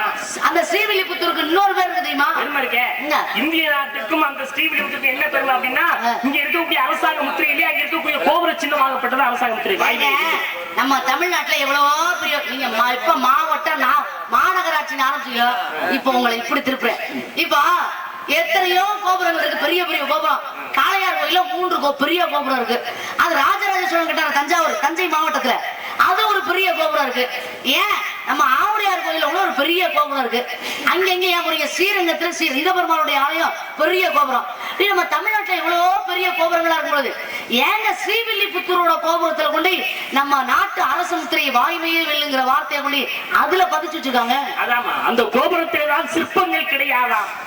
அந்த சிற்பங்கள் இல்லாதனாலே வச்சிருக்காங்க. காரணம் இந்து சிலை இருந்தால் அதை இந்து என்பவர் முஸ்லீம் கிறிஸ்டின் அவர்கள் தடுப்பார்கள் என்றும், முஸ்லீம் சிலை இருந்தால் கிறிஸ்டின் இந்துக்கள் தடுப்பார்கள் என்றும், கிறிஸ்டின் சிலை இருந்தால் அங்கே முஸ்லீம் இந்துக்கள் தடுப்பார்கள் என்றும் அதை கோபுரத்திலே சிற்பங்கள் கிடையாத வைத்துள்ளார்கள். அதனுடைய காரணம் இருக்குமா? அங்கே ஆண்டாள் மட்டும் இருக்கல, இன்னொரு ஆழ்வாரும் ஸ்ரீவில்லிபுத்தூர்ல பெரியாழ்வாருக்கு மகளாக பிறந்தவளை ஆண்டாள் தானே. ஆழ்வார்கள் 12 ஆழ்வார்களை குறிக்கக்கூடிய நூல் எது? 12 ஆழ்வார்களை குறிக்கக்கூடிய நூல் 4000 திவ்ய பிரபந்தம். 4000 திவ்ய பிரபந்தம். இதை இயற்றியவர் யார் தெரியுமா? நாகமுனி. என்னமா நாரதர் இதை படிச்சுட்டு எதுக்கு கேக்குறேன்னா, நாமம் போட்டுக்கிட்டு கையில கட்டையை விட்டு வந்தா மட்டும் பத்தாது. நாமம் போடுறவங்க என்னென்ன விஷயம் தெரிஞ்சுக்கணும் அப்படிங்கிற கணக்கு இருக்குல்ல. மட்டும் இல்ல, உங்க விஷயத்தை நான் தெரிஞ்சு வச்சுக்கிட்டேன். நாங்களும் அப்படித்தான். முதல்ல என் விஷயம் தெரிஞ்சுக்குவேன், அதுக்கப்புறம் தான் என் எதிராளியோட விஷயத்தை தெரிஞ்சுக்குவேன். திவ்ய பிரபந்தம். முதல் ஆழ்வார்கள் 3 பேர் யாராரு? பொய்கை ஆழ்வார், பூதத்தாழ்வார், பேயாழ்வார். பொய்கை ஆழ்வார், பூதத்தாழ்வார், பேயாழ்வார். யாருடைய பொய்கை எல்லாரும் வாள், சங்கு, சக்கரம் இந்த அம்சத்தோட பிறந்தவங்க. இப்ப பொய்கை ஆழ்வார் எந்த நாட்டுல பிறந்தாரு? எங்க பிறந்தாரு? எந்த ஊர் பிறந்தாரு சொல்லுங்க? காஞ்சியிலே. காட்சி அப்படின்னு சொல்லக்கூடிய கட்சி என்று சொல்லக்கூடிய காஞ்சியிலே. அதுக்கு இன்னொரு பேர் என்ன தெரியுமா? திருவொக்கா. எந்த மலர்ல பிறந்தாரு தெரியுமா? தாமரை மலர்ல பிறந்தார். அது பொய்கை ஆழ்வார். பொய்கை ஆழ்வார். பூதத்தாழ்வார் எந்த ஊர்ல பிறந்தாரு? பூதத்தாழ்வார் மாமல்லபுரம் திருக்கடமல்லை என்று சொல்லக்கூடிய அதற்கு இன்னொரு பெயர் திருக்கடமல்லை, மாமல்லபுரம். அவர் பிறந்த மலர் குறுக்கத்தி மலர். பூதத்தாழ்வார் எப்படி எங்கே பிறந்தார்? எந்த ஊர்ல பிறந்தாரு? அதாமா மயிலை என்று சொல்லக்கூடிய திருமயிலையிலே பிறந்தார். செவ்வரளி மலரிலே பிறந்தார். ஒவ்வொரு ஆழ்வார்களும் எந்த இடத்துல எப்படி பிறக்கிறாங்க அப்படிங்கிறதுனால எந்த நட்சத்திரத்துல வர்றாங்க அந்த விவரமா தெரியாமையா வச்சிருக்க மாட்டோம். 63 நாயன்மார்கள் எழுதிய நூலுக்கு அடங்கிய நூலுக்கு பெயர் 63 நாயன்மார்கள் குறிக்கக்கூடிய நூல் வந்து பெரிய புராணம். பெரிய புராணத்தை இயற்றியவர் நான் நாமம் போடுற கேட்டனால நாங்க பட்டை அடிக்கிற பத்தி போய் என்ன கேக்குறீங்க? சொல்லுங்க. 63 நாயன்மார்கள் ஐயா அதாவது அடங்கிய நூலுக்கு பெயர் பெரிய புராணம். புராணத்தை இயற்றியவர் அவர் சேக்கிழார். சேக்கிழார் இயற்பெயர் வந்து அருள்மொழி தேவர். மந்திரியாக பணிபுரிந்தார். அனபாய சோழன் இடத்துல மந்திரியா இருந்தாரு. ராஜராஜ சோழன் இருக்காரு சோழ நாட்டுல. அவருக்கு அதாவது இன்னொரு பேர் இருக்கு தெரியுமா? அவருக்கு இன்னொரு பேர். அவருக்கு பேரு அருள்மொழி தேவர் தான். சேக்கிழாருக்கு அருள்மொழி தேவர். அருள்மொழி தேவர் என்றும் அவருக்கு அருள்மொழி தேவர் என்றும் என்பதற்கு காரணம் இருக்குமா? ஒவ்வொரு வார்த்தையை சொன்னா அது அர்த்தம் இருக்கும். தமிழ் விநாயகனை பத்தி பேசணும்ல, கொம்பு ஒடிஞ்சத விநாயகனை ஏன் கொட்டு போட்டு வணங்கணும் சொல்லுங்க? கொற்றம்ல காரணம் வந்து அகஸ்தியன் இடத்துல இருக்கக்கூடிய கங்கையை கொண்டு வர சொல்ல தேவேந்திரன் நினைப்ப இவர் காக்கை உருவம் கொண்டு அதை கவிட அந்த கா விரிந்து போனதா அந்த கமண்டலத்தில் இருந்த நீர் கா விரிந்து போனா காவிரி என்று அது உருவாகிதான். அப்பொழுதே வந்து அகஸ்திய முனிவனாகப்பட்டவன் இந்த காக்கை மீது கோபம் கொண்டு கொட்ட போகும் பொழுது அங்கே வந்து தன்னுடைய சுய உருவத்தை காட்டினாலும் அங்கே கொட்ட போன கையை தன்னுடைய கையிலே தலையில கொட்டி கொண்டாராம். அதனால கொட்டி வணங்குறோம். இன்னொரு இடத்துல காரணம் ஆத்மலிங்கத்தை வாங்க போறப்போ இவர் சின்ன பையன் போய் ஆடு மேய்க்கிற மாதிரி இருந்து அங்கே சிறுமீன் வரவழைக்க இல்லையா அங்கே கொட்டுவாங்க. 2 விதமான காரணங்கள். சலபுராணம் ஸ்ரீரங்க பெருமாள் இருக்காரு, அதுக்கு சலபுராணம். வீச்சுல வந்து ஸ்ரீரங்க பெருமானுடைய திருவுருவச்சிலையை கொண்டு போகும்பொழுது விநாயக பெருமான் சின்ன குழந்தைய போறாரு, கொட்டுனாரு. சமஸ்கிருதத்துல ஏகம் சொல்ற 2ஐ துவம் என்று சொல்கின்றோம். அப்ப எனக்கு தெரியாதுன்னு உங்கள்ட்ட கேட்கிற மாதிரி நீங்க சொல்றீங்க. சமஸ்கிருதத்திலே ஒன்றை ஏகம் என்றும், ஏகம்னா ஒண்ணு, அதான் ஏகங்க நமஸ்காரம் சொல்லுவாங்க. திரியங்க நமஸ்காரம்னா 3 முறை அப்படி வளமுறை. துவம் என்றால் 2, துவம்னா 2, ஏகம் என்றால் 3, திரியனா 3. என்ன ஆங்கில வார்த்தையில திரியம் அப்படின்னு சொல்றோம். அப்படின்னா சமஸ்கிருதத்துல திரினா 3ன்னு அர்த்தம். அத 4க்கு என்ன சொல்லுவீங்க? 4க்கு வந்து சதுர்னு சொல்றோம். அதனாலதான் உங்க அப்பாவுக்கு பேரு சதுர்முகன் பேரு. 5க்கு என்ன சொல்லுவீங்க? பஞ்சம் என்று சொல்கின்றோம். பஞ்சம் சொல்லுவீங்க. இல்ல பஞ்சம் சொல்றீங்களே, பஞ்ச பாண்டவர்கள் யார சொல்றோம்? பஞ்ச பாண்டவர்கள்னு தர்மன், பீமன், அர்ஜுனன், நகுலன், சகாதேவன். பாண்டவோட புத்திரர்கள் பஞ்ச பாண்டவர்கள். பஞ்சம்னா 5 பேரு, பாண்டவோட புத்திரர்கள் பாண்டவர்கள், பஞ்ச பாண்டவர்கள் சொல்றோம். சாமி பாண்டவோட பிள்ளைகளை பாண்டவர்கள் சொல்றோம். திருதராட்டோட பிள்ளைகளை திருதராட்டிரர்கள் அப்படித்தானே சொல்லணும். ஆனா ஏன் கௌரவர்கள் சொல்றோம் சொல்லுங்க? அந்த திருதராட்டிரர்கள் கௌரவர்கள் மொத்தம் எத்தனை பேரு? கௌரவர்கள் 100 பேரு. 100க்கு சமஸ்கிருதத்திலே கௌ என்ற அர்த்தமா? என்னமா கௌரவர்கள்னா கௌ என்ற அர்த்தம் சமஸ்கிருதம். சமஸ்கிருதத்தை பத்தி பேசும்போது அதுவும் சமஸ்கிருதம் தானே தெரியுமா அப்படின்னு கொஞ்சம். சரி, இதை சமாளிச்சிட்டீங்களே. பாஞ்சாலியை துரியோதனுடைய சபையில துச்சாதனன் என்ன பண்ணா? துகில் உறிந்தாமா? நாக்கு பெறல மாட்டேங்குது. துகில் உரிந்தான். ஏன்னா வாயை கொண்டு காதை வரைக்கும் வச்சுட்டு போயிடுவாங்க. என்னையா பண்ண பாஞ்சாலி? சேலனை அழுத்தா. அப்படி இல்லையா? அப்படி கூட சொல்லிட்டாலும் பரவாயில்ல, தப்பிச்சிடலாம். சரிங்க. துயில் உரிந்தான், துயில் உரிந்தான் வாங்க. துயில் என்றால் தூக்கம், துயில்னா தூக்கம், துகில் என்றால் ஆடை. துகில்னா நாட. பாஞ்சாலி துச்சாதன் துகில் உரிந்தான், துயில் உரிந்தான். ஆடையை உரிந்தான். தாதின்னா என்ன? தாதி என்றால் வேலைக்காரின்னு அர்த்தம். தாசினா தாசினா பெரிய அவ வேலைக்காரி. பெரிய வேலைக்காரி. தாசினா தாசி பெண்ணை பெரிய வேலைக்காரி அர்த்தமா? சரி, அப்படி விவரங்கள் இப்ப பேசுறோம். பஞ்சம்னா அஞ்சு முடிச்சாச்சு. ஆறுக்கு என்ன சொல்லுவீங்க? ஆறுக்கு வந்து சொஸ்தம் அப்படின்னு சொல்லுவோம். இன்னொரு அர்த்தம் கூட இருக்கு. சன் அப்படின்னாலும் ஆமா, சஸ்தம் சட்டம் அப்படிங்கிறது வந்து அப்படின்னு ஆறு. ஏழுனா அதான் சப்தம்னு சொல்லுவோம். சப்தம்னா ஏழு. ஆமா. அஷ்டம்னா எட்டு. அதான் அஷ்டத்தை எட்டும். ஒன்பதுக்கு என்ன சொல்றீங்க? நவம் என்றும். ஒன்பதெல்லாம் நவம்னு சொல்ல வேண்டியது. நவம் உண்டு. ஏன் தாங்க ஒன்பது ஒன்பதுங்கிறாங்க? ஆமா, 9 எப்ப என்ன சொல்லுவாங்க? 9 நவக்கிரகத்தை சுத்தி வைப்பாங்க. நடு சென்றும்பாங்க. நடுவும் சென்றும் ஒண்ணு ரெண்டு ஒண்ணு தானே. அப்ப அது 9 நவக்கிரகம், 5 பஞ்சமாண்டவர்கள். சாக்கடா கடைக்கு போயிட்டு வரேன் அப்படிம்பாங்க. அப்படி சாக்கடைனால கடை உங்க அப்பா பேர் என்ன? எங்க அப்பா பேர் நம்பி. நங்கை மோகன். நிறைய விவரங்கள் உண்டு. நிறைய விஷயம் இருக்கு. சிறப்பான பேச்சுக்கள். என்ன இவ்வளவு நேரத்துல அவ்வளவு சீக்கிரம் விவரங்கள் கொடுத்துடலாமா? முகப்புறம் வாங்க வேண்டும். உங்க அப்பா பேரு? நீங்க தானே கற்றாரை கற்றார் காமூர் சொன்னீங்க. இது இன்னொரு விஷயம் சாமி. நான் மட்டும் பேசுறதுக்காரன் கிடையாது. சுவற்றில இருந்த பந்துமா இருக்கணும். விட்டா மறுபடியும் திருப்பி வருது. ஒண்ணு நீங்க கொடுத்ததுக்கு அப்புறம் ஒண்ணு சொல்றதுனாலதான் மறுபடியும் நான் உனக்கு கேட்க முடியுது. நான் உன்னை கிட்ட பேசாம இருந்தீங்கன்னா பேசாம அப்படிதான் போயிடும். நிறைய விஷயங்களை வேகமா பேசுறேன். இச்சை என்றால் என்ன அர்த்தம்? இச்சைன்னா ஆசைன்னு அர்த்தம். இச்சம் கொள்வது இச்சை. காமம்னா? காமம்னா அதுதான் அதுதான் அந்த காதல். காதல் காமம்னா அது ஒன்றுதான். அங்க போய் அப்படி அடுத்து சொல்லாத. கற்றாரே கற்றாரே காமூர் வரல. நீதான் கொஞ்ச நேரத்துக்கு முதல்ல. ஆமா. இப்ப காமம்னா இதுன்னு சொல்ற. இப்ப காமம்னா அதுன்னு. காமம்னா விருப்பம்னு ஒரு அர்த்தம் இருக்கு. விருப்பம் விருப்பம்.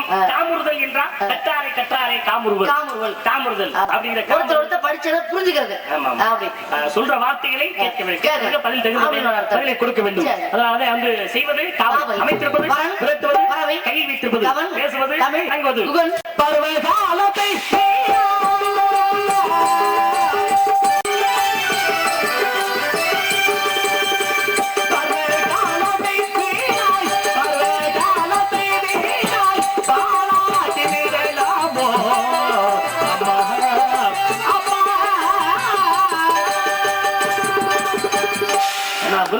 முதல் கொண்டு இன்னைக்கு செய்யணும்னு சொல்லியிருக்காங்க. அதுக்காக தான் சீக்கிரம் முடிக்கிறவங்களுக்காக பேதை பெருமை மங்கை படத்தை அறிவை தெரிவி பெருமை எழுவுக பெண்பவர்கள் உனக்கு மங்கை வந்து விட்டது. அதனால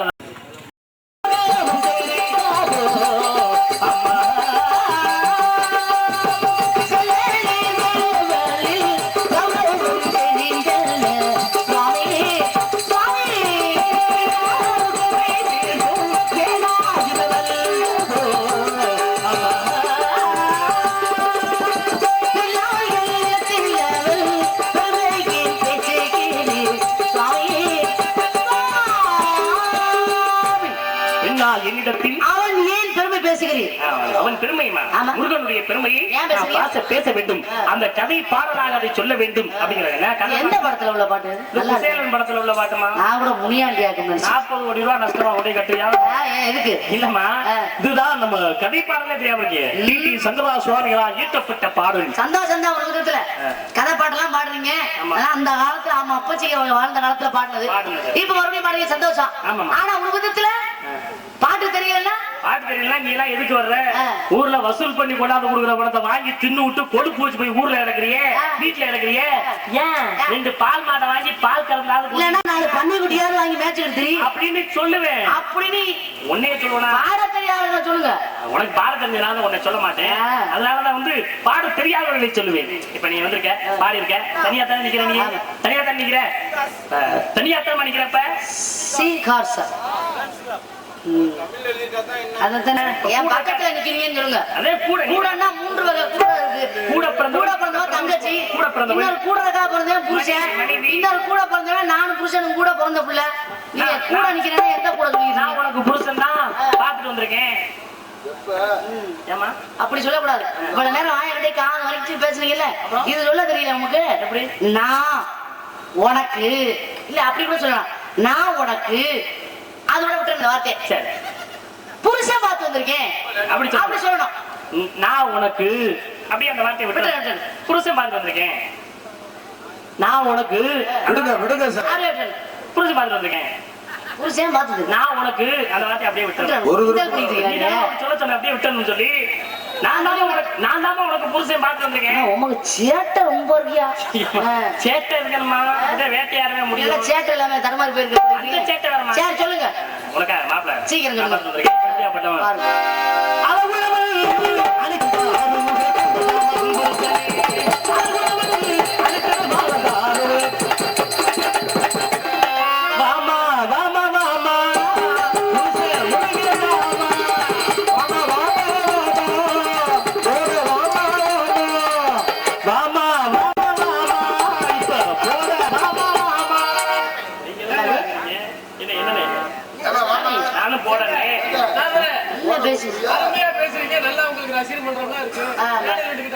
ஆனா இவருக்கு ரசிகர்கள் பூரா வயசான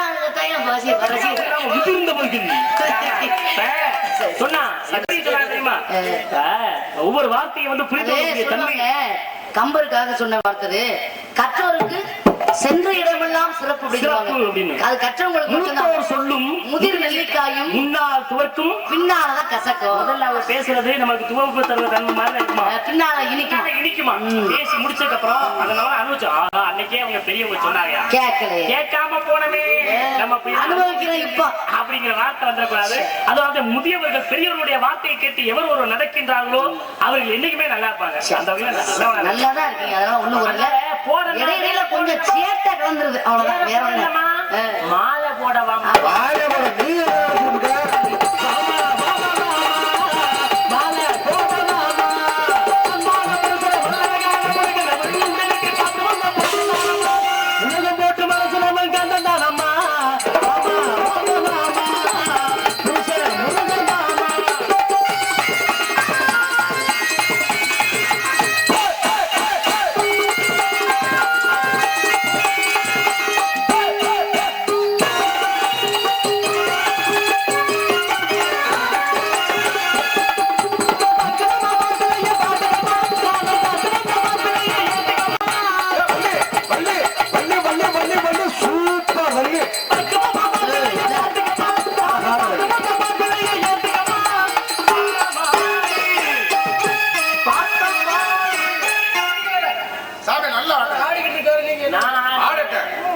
நடிப்பு பெரிய செவாலியர் சிவாஜி கணேசன்.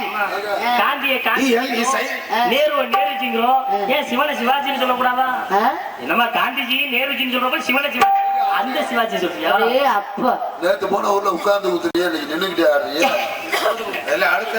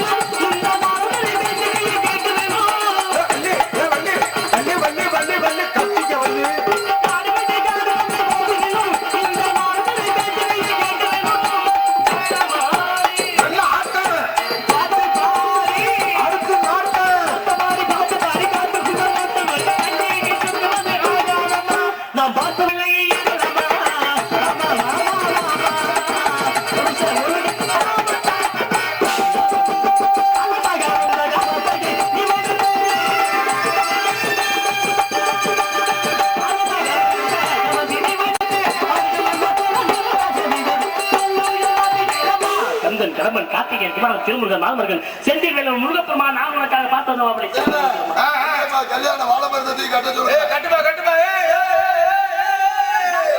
அட என்ன சொல்லுங்க எனக்கு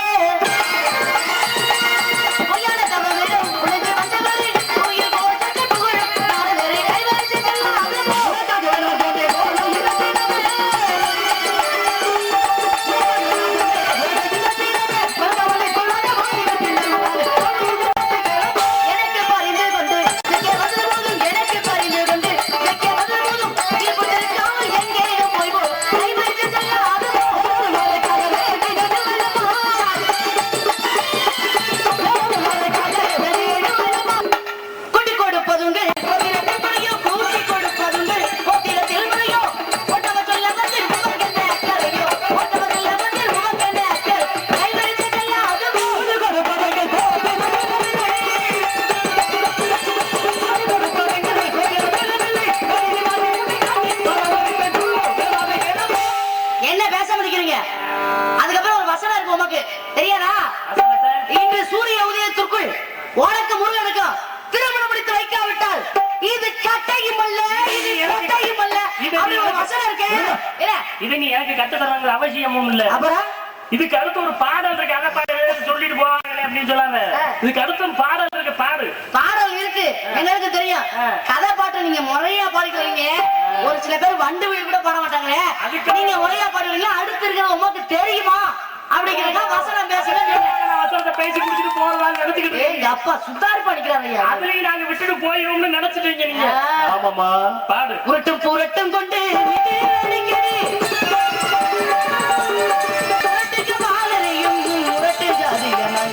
கொஞ்சம் வேணும் கந்தனை, கொஞ்சம் வேணும், கொஞ்சம் வேணும் கந்தனை, கொஞ்சம் வேணும் சும்மா பஞ்ச பாட்டை பாடுகின்றேன். திருட்டு நாரது திணைப்புட செலவையல் இடத்திலும் பிதற்றிரு, திணைப்புட செலவையல் இடத்திலும் பிதற்றிரு. திருட்டு நாரது